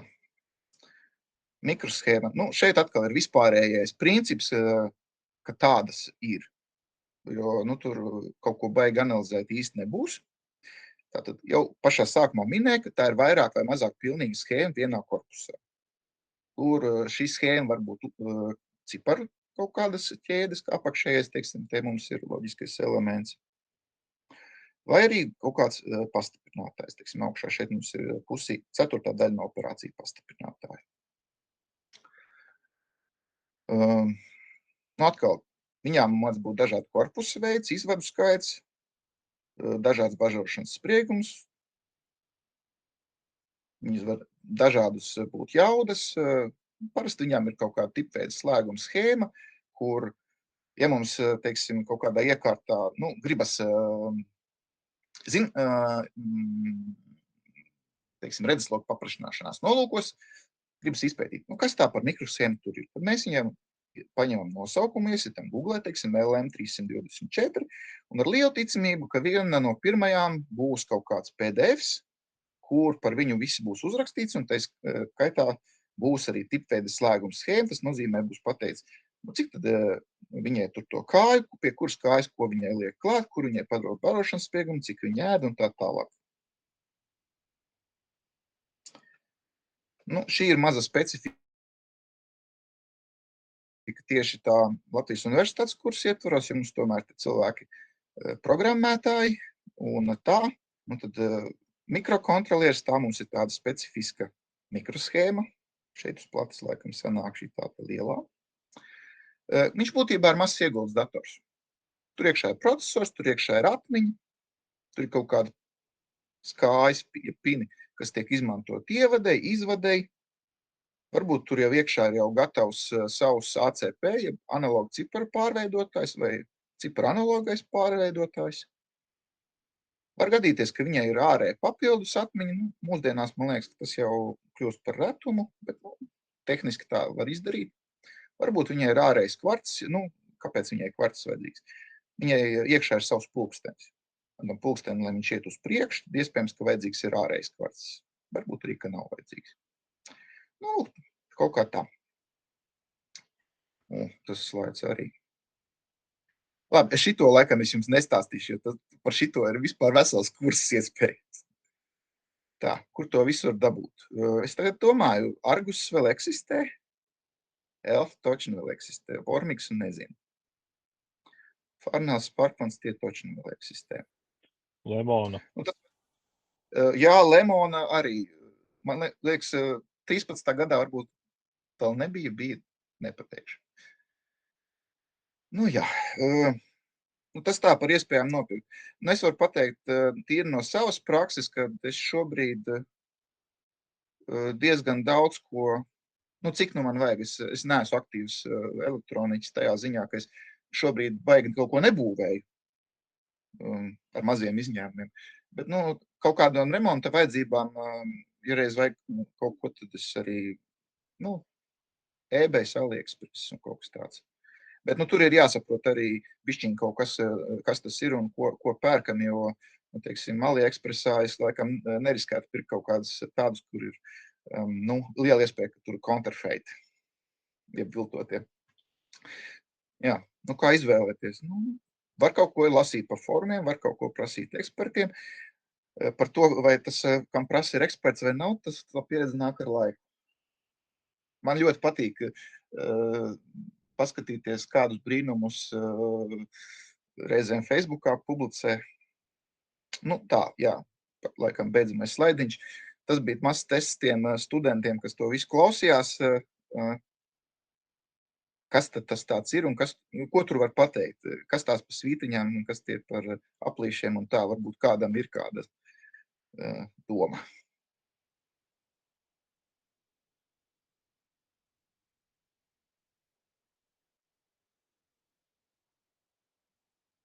Laikam divi varianti, vai visiem viss skaidrs un nav ko teikt, vai arī tur nekā tāda nav.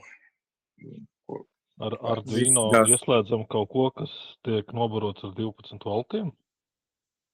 Jā, ar Arduino ieslēdzam.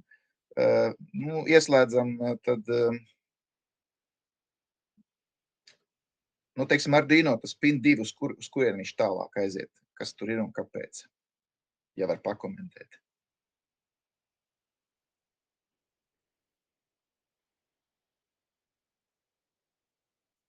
Es atbildu, otrā ieeja transfer bāzi. Jā, tranzistoram uz bāzi. Lieliski. Kāpēc šeit rezistors vajadzīgs? Varbūt idejas. Tāpēc, ka vai ierobežot bāzes strāvu, piemēram. Pareizi. Un ko tas tranzistors mums šī stūrē? Tas gan laikam nav gluži baigi oficiāls apzīmējums, bet tāda tā bilde ir. Relējs. Relējs, lieliski. Kāpēc relējiem vēl te kaut kas paralēli ielikts? Vienai virzienā vai? Nu, diodu vajadzīgi, lai aizsargātu to tranzistoru no pārsprieguma, kad piemēram, izslēdzas tranzistors, rodas pašindukcijas EDS. Jā, to es gribēju dzirdēt. Nu, es nezinu, vai šito par snuberi sauc arī, bet tā tieši tā doma ir. Šīs aizpolē izslēgšanas gadījumā viņai ir tas pašindukcijas EDS, lai tas nenosista to tranzistoru. Varbūt pirmajā reizē viņam neizdosies, bet varbūt otrajā vai ceturtajā izdosies ieliekt tur to diodīti, un tad attiecīgi tas impulsiņš caur diodīti izlādējas. Lieliski. Tā, es domāju, ka mēs esam prezentāciju Vēlreiz var izstāstīt, kāpēc tas tranzistors tur ir? Kāpēc tranzistors tur ir? Jā.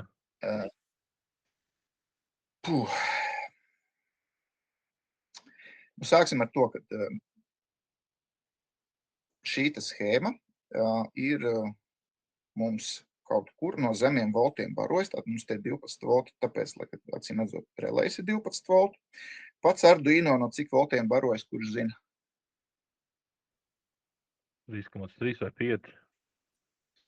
Jā, kaut kas tāds. 3,3 vai 5. Tas nozīmē, vēl kaut kur ir savu barošana. Tas nozīmē, ka šeit digitālajā vieniniekā būs 5 vai 3 volti.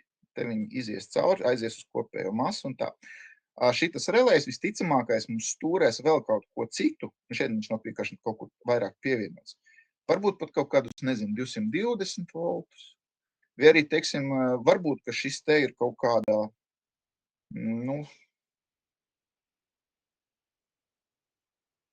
atkal palikšu mazliet atpakaļ vēsturē. Lai jums neliktos, kad ar elektroniku nodarbojas tikai tie, kas sākuši no mazas bērna kājas. Es tādu piemēru izstāstīšu.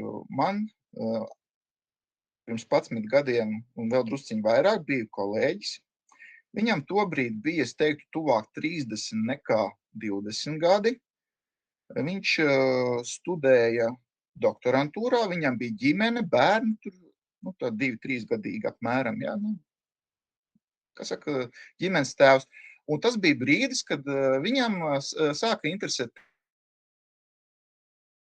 elektronika, jo mēs tur riņķī apkārt bijām cilvēki, kas ar to elektroniku vairāk nodarbojas. Un tā kā viņš bija cilvēks, kas tajos laikos aizrāvās ar tur visādām salātu lapām, svēgēšanu, visādi tā, tad viņam bija tāds jautājums, kā es varu uz balkona sev tur turēt, lai es zinu, ka man nesasals, un tur neizcepsies, un viss, respektīvi, viņam bija vajadzība kontrolēt vai monitorēt temperatūru saviem pārtikas krājumiem. Un tad mēs viņam teicām, ir tāda lieta kā temperatūras sensori, un ir kaut kādi komutatori, un tu vari tur sabūvēt, ka tev tur to temperatūru skatās, un ja paliek paugstu, ieslēdz kaut kādu sildītu, un ka paliek silti, un atkal izslēdz. Tad šī tā izpildes ķēde apmēram tāda varētu būt. Arduino, kur uz Arduino iet tā programma, kas kontrolē tos sensors un skatās, kā tur temperatūru. Un te mums ir vienkārši relējs uz sildītāju vai kaut ko tādu, kas slēdz viņu iekšā. Vai es atbildēju apmēram uz jautājumu?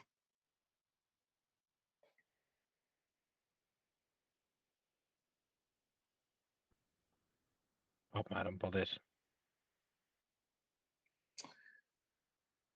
Tā, varbūt vēl ir kaut kādi jautājumi par to, šito vai vēl kaut ko. Jo, pa lielam, tas, kas vienas prezentācijas laikā izstāstām, to es tā kā būtu izstāstījis. Tā, es vēl mēģināšu atbildēt uz vienu jautājumu, kas bija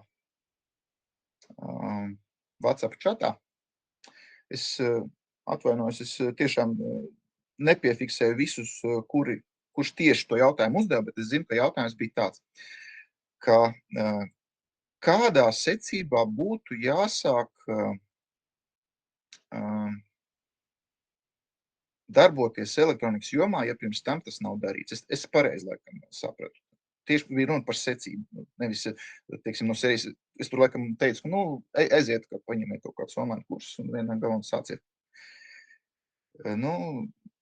Tas ir tāds ļoti labs jautājums. Faktiski sanāk tā.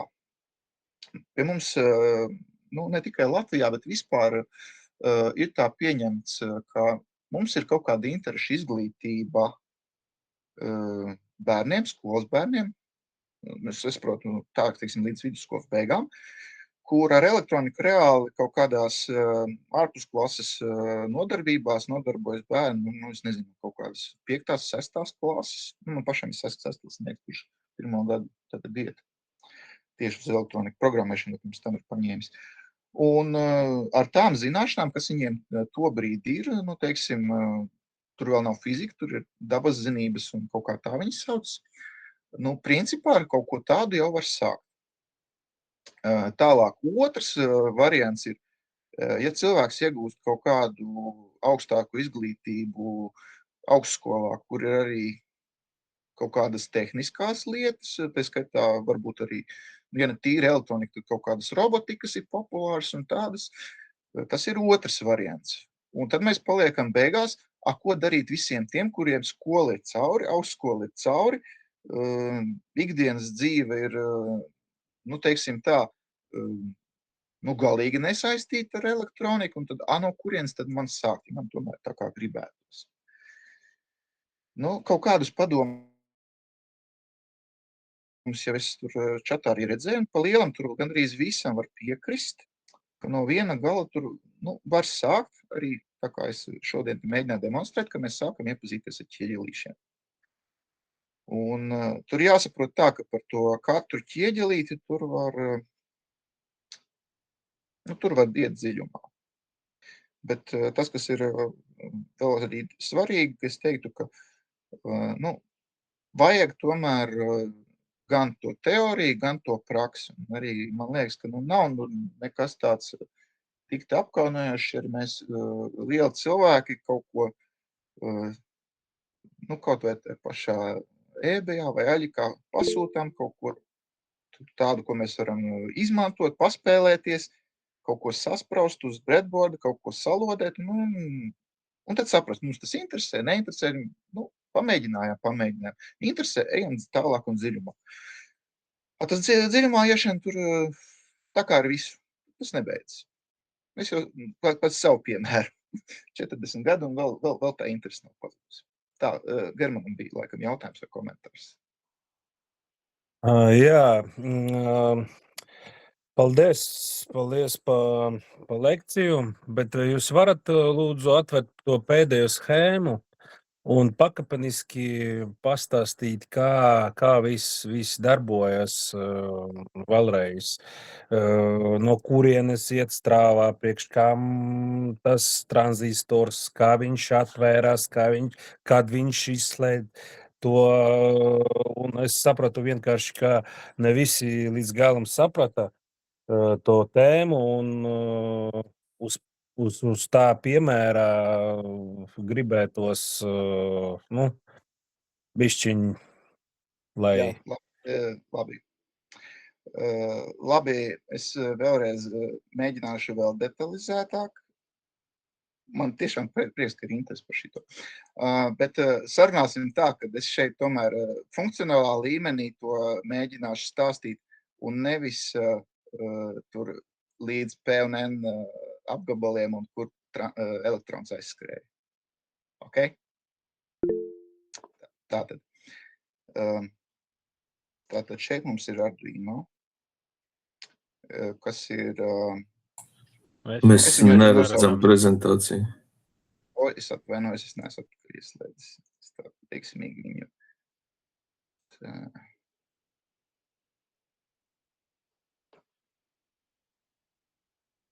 Tā. Vai tagad ir? Jā. Jā, lieliski. Tātad sākam no kreisās puses, starp citu, tas arī ir tāds klasisks veids, kā mēs schēmas lasām. Mēs lasām no kreisās puses uz labo un no augšas uz leju. Ja vien, nav domāts savādāk, bet tā labais stils ir gan tā zīmēt, gan tā lasīt.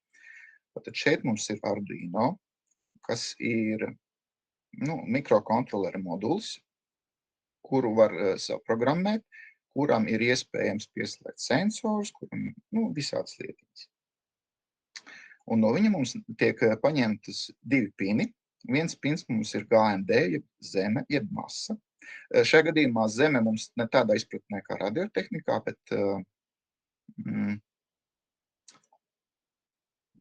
mīnus barošana.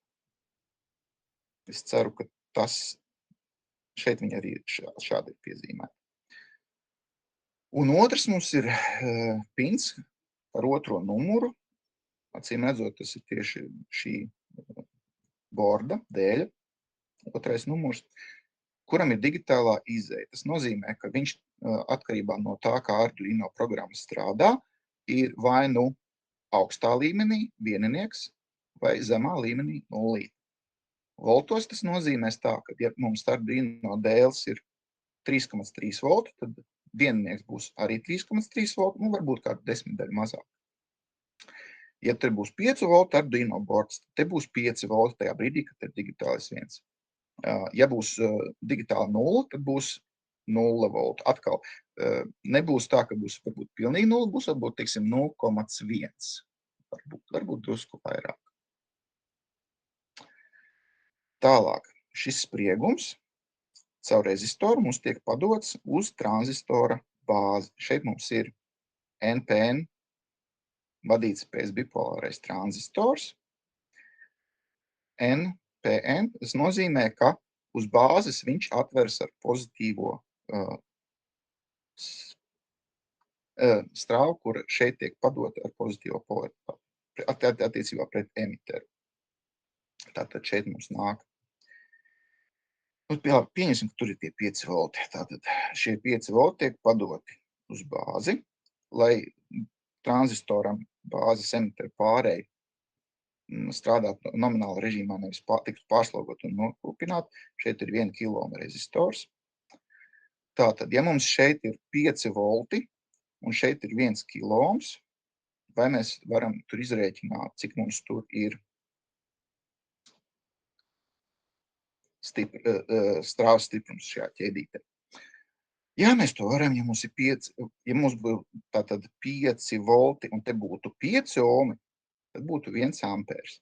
Bet te mums ir nevis 5 ohmi, bet 1 kilohms, jeb 1000 ohmi, jeb 200 reizi vairāk. Tātad no 1 ampēra izdalām ar 200, mums paliek cik 5 miliampēri. Tā varētu būt. Tajā brīdī, kad šeit tiek padoti 5 volti, tranzistors atveras, tas nozīmē strāva plūst arī šajā ķēdē. Kolektometri pāri šajā vietā ir atvērts. 12 volti plūst caur relēju, un relējs nostrādā. Teiksim, šeit ir pārslēdzošais relējs uzzīmēts. Tajā brīdī, kad programma mums šeit 5 voltus pārtrauc, šeit mums ir 0 voltu, šeit mums ir 0 voltu, tranzistors aizvers, relējs atslēdzas atpakaļ, un tajā brīdī, kad aizveras šo te pašinakcijas EDS-u, šī diode izlaižas ar sevi un pasargā tranzistoru no šī strāvas impulsa. Tā. Vai tas stāstījums ir pietiekams, vai par šo ir jautājumi? Tieši man pietiekams. Paldies.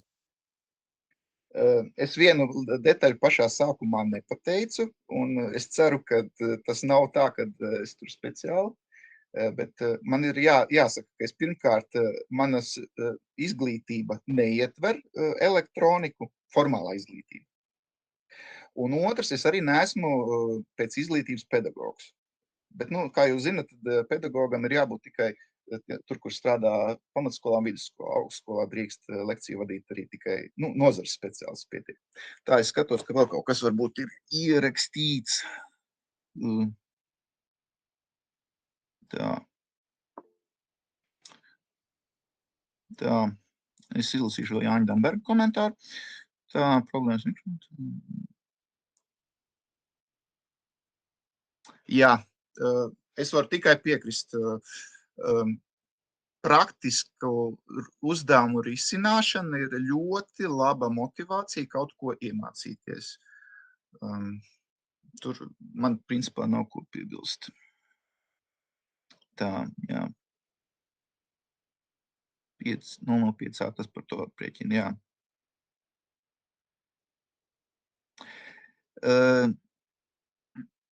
BE pretestība 0, jeb tiecas uz 0.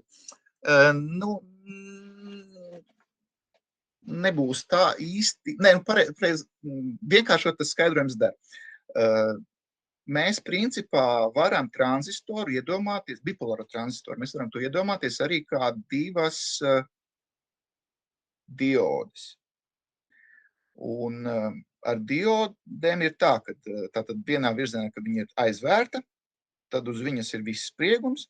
Ja viņa ir atvērta, tas ir stāv caur viņu plūst, tad uz viņas ir tas spriegums, kas uz viņas, kritums spriegums, kas uz viņas paliek. Teiksim, pieņemsim, ka mums ir strāvas avots 5 volti, mēs ieslēdzam ar viņu virknē diodi, tā, lai viņa būtu atvērta, lai mēs viņu nenokautu. Mēs viņai ieslēdzam arī virknē ar savot gan diodu, gan rezistoru, pretestību, un tātad dioda mums atvērt, viņa strādā, teiksim, jau tur 10 mA, piemēram. Tad, lūk, no tiem 5 voltiem nebūs tā, ka visi 5 volti būs uz tā rezistora, lai gan diodu atvērt. Uz diodas atkarībā no tā, kādas viņa tur modeļi un tā, uz viņas paliks, teiksim, kaut kāda 0,3, 0,5, 0,7 varbūt pat volti. Tas nozīmē, ka no 5 voltiem uz rezistoru paliks tikai kaut kā 4,3, piemēram. Tas ir tas sprieguma kritums uz diodas. Un līdzīgi būs šeit arī ar to bāzes emitēru pārēju. Tur arī nav tā, ka tur nekas nepaliks. Bet, teiksim tā, ja mums ir tātad 1 kiloma rezistors un ar viņu virknē saslēgta bāzes emitēru pārēju, nu tad ļoti daudz tur nepaliks. Tur arī būs tas atvērtā tranzistora, tas PN pārējas sprieguma kritums. Turklāt,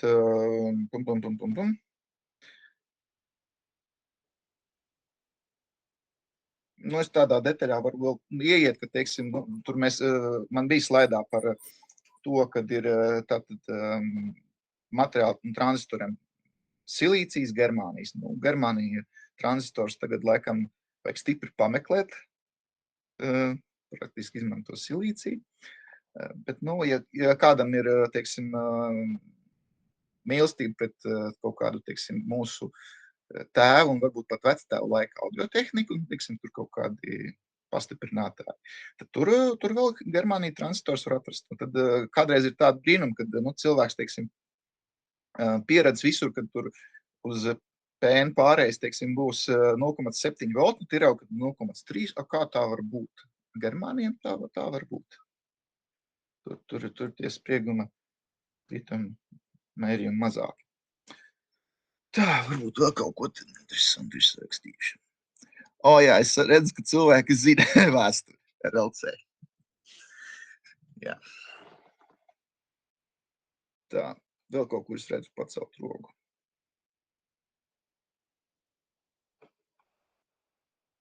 Tā, lūdzu, kam tur vēl ir pacelts rogas? Arniks? Jā, labvakar, dzirdams? Jā, ir jādzirdam. Man bija doma tāda, pašā sākumā, kad to jautājumu uzdevāt, ja? Pieņemsim par to schēmu. Es saprotu, ka par tiem vadiem, ja, teiksim, par tām svītriņām, ar ko savienot ir tie tranzistori un diodas un visi, ja, plus signāls, ja, jeb kaut kā savādāk viņi varētu saukt. Tā ir spriegums kaut kāds, ja, bet gribējās kaut kā dzirdēt, pateikt, bet kāda jēga visam itam signālam? Viņš kaut kā visam iziet cauri, kaut kur aiziet un tev beidzas. Es to vienkārši ņemu tā kā no no elektrotehnikas, ja, teiksim, tā kā tas ir, teiksim, pa vadiem, kad iet strāva, ja viņš kaut ko darbina, pieņemsim, lampiņi iedegās. Kas tai vispār tā uztvērējā notiek? Kā tas signāls, kur viņš tur un kas un kā? Nu, tādā veidā.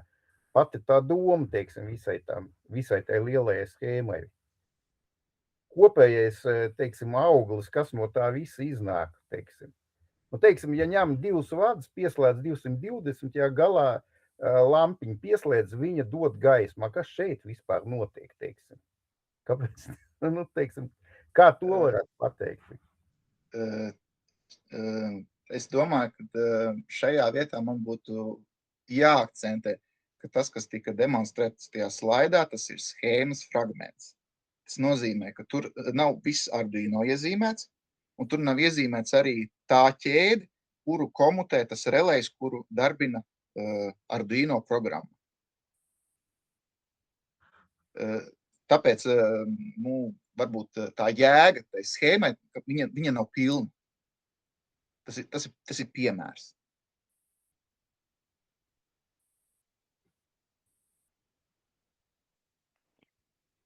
Es varu piemēru izstāstīt šo schēmu, kur var izmantot, kur praksē ir izmantots.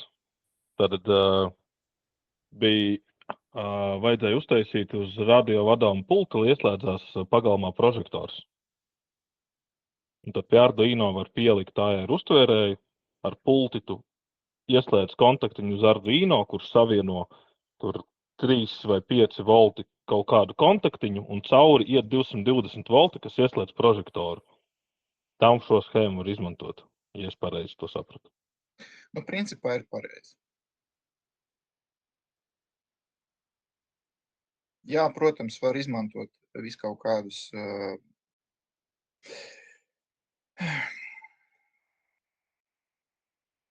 tā, varbūt vēl kādi jautājumi, komentāri. Arti, vai tu vari parādīt vēlreiz lūdzu to schēmu? Tā, lai līdz galam ir skaidrs. Varu. Vai es pareizi saprotu, ka tāda joprojām par to tranzistoru jautājums, ka tajā brīdī, kad no otrā pina tranzistors dabū šajā gadījumā tos 0,005 ampērus, tad viņš vienkārši pārslēdz uz leju un tam relejam tiek padota zeme, un tāpēc tas relejs saslēdzās. Jā. Ok, tad viss ir pareizi saprast. Tas joks jau ir vēl tāds, ka vai šeit kaut ko var mainīt vietā? Relejs un tranzistors mums ir saslēgti virknē. Līdz ar to, principā, tā kā viņš strādā slēdža režīmā, tad nav īsti kritiski, vai tas relejs ir ieslēgts kolektoru ķēdē, vai arī viņš būs kritiski.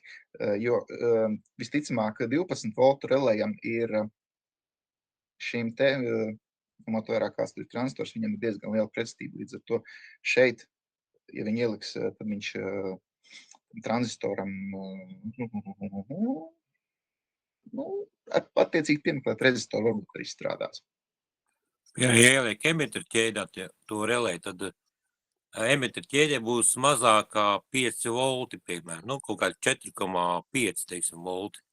Tas relējs nestrādās vienkārši. Viņš strādā kā spriegumu stabilizators, tas tranzistors.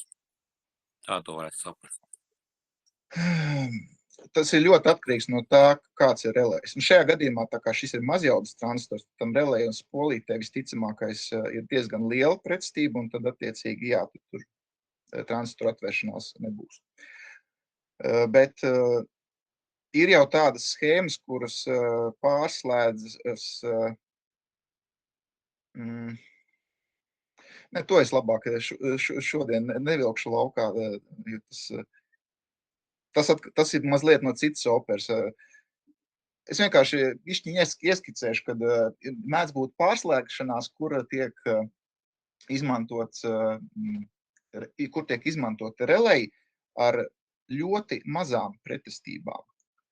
Un tā doma tur ir tāda, kāpēc tā vajag. Izrādās, ka mums ir tāda lieta, kā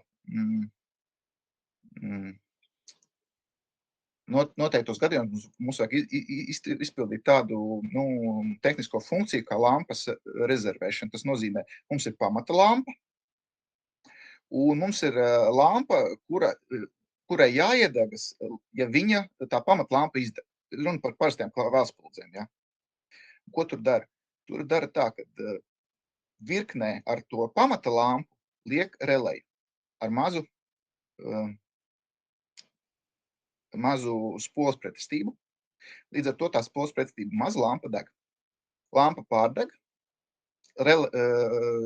relejs nostrādā, precīzāk sakot, beidz strādāt, nostrādā atpakaļ. Un ar saviem kontaktiem ieslēdz rezerves lampu. Es par šito teorētiski zināju, kā saka, 39 gadus man to nevajadzēja. Un tad pie manis griezās kolēģis, kuram bija problēma, viņam bija mašīna ar piekabes āķi un štekeri, un viņam bija tur kaut kāda, respektīvi viņam nepārslēdzās gabarīti, vienmēr sakot kaut kādu lukturi, kur bija jābūt tā, ka kamēr tev nav pieslēgts piekaba, tikmēr strādā aizmugurē lukturi. Tiklīdz tu ieslēdz piekabes štekeri, tev aizmugurē lukturi nestrādā, bet sāk strādāt tie štekeri piekabes aizmugurē. Un tur tieši šitas variants bija realizēts ar to releju, ka kamēr tev nav pieslēgts, tikmēr strādā viena. Kā pieslēdz, nostrādā relejs, strādā otri. Un tur kaut kāds, kā saka, autoelektriķis ar mazu kvalifikāciju bija pāris vadus samainījis vietām un viņam nestrādāja. Viņam tikai kaut kā tarkšķēja. Relejs visu laiku nostrādā, atlaiž, nostrādā, atlaiž. Kaut kā izdevās atkosni. Pirmo reizi praksē ieraudzīju, kā tas ir. Labi, tas tā. Vispār mums ir 9 un 5 minūtes, bet neviens vēl nav aizmucis. Vai vēl vismaz cik mums te ir cilvēki? Vēl ir 35.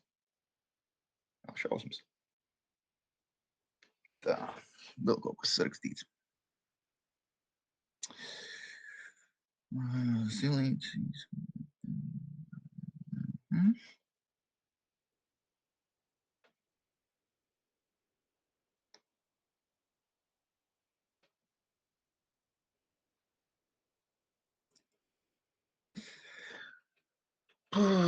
Tā, mūsdienu relejam.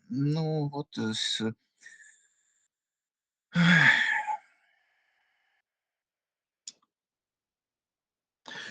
Jā, es baidos, ka es tieši par mūsdienu un Sonoff relejiem nemācēšu pateikt. Ikdienā man dzīve galīgi nav saistīta ar elektroniku. Es vairāk citas lietas daru, tas tā līdz ar to. Es pieņemu, kaut kas varētu būt iekšā relejam, jo vismaz kādreiz tādus specifiskus tranzistorus lika jau iekšā ar diodi, kolektoru, emiteru pārējai, arī aizsardzībai, tieši tāpēc, lai viņu ārēji nevajadzētu likt. Viņi arī interesanti mērījās ar testeru vai multimetru un tā.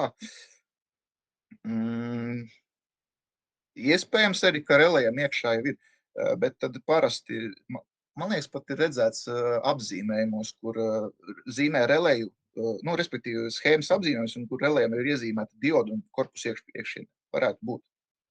Bet, par konkrēto, tad man būtu, kā saka, jāuzliek uz zobu, lai pateikt kaut ko.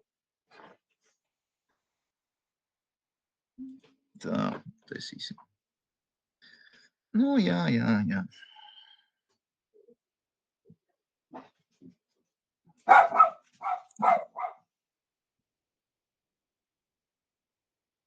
Jā, modulītis.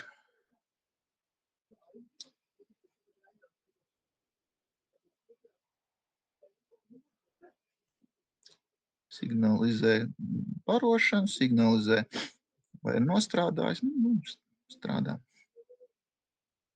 Jā. Tādus var izmantot konstrukcijās. Tā, labi.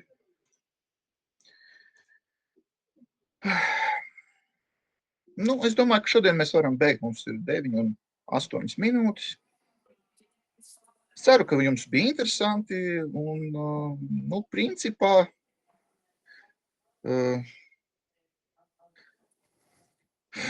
teiksim tā, ja ir interese un gribas vēl kaut ko šitādā garā paklausīties, tad varam vēl kādreiz kaut ko uzorganizēt. Paldies, Arti, man tev jautājums, vai mēs drīkstam tavu lekciju likt mūsu YouTube kanālā? Es domāju, ka drīkstat. neko briesmīgi pretvalstisku, es ceru, te nestāstīju, un es domāju, ka Nē, nu, tehniski te ir autortiesības un viss pārējais. ir ok. Nav pirmais, kas no manas YouTube nonāk. Labi, paldies. Jā, visu. Paldies. Paldies visiem. Visu labu. Paldies, paldies.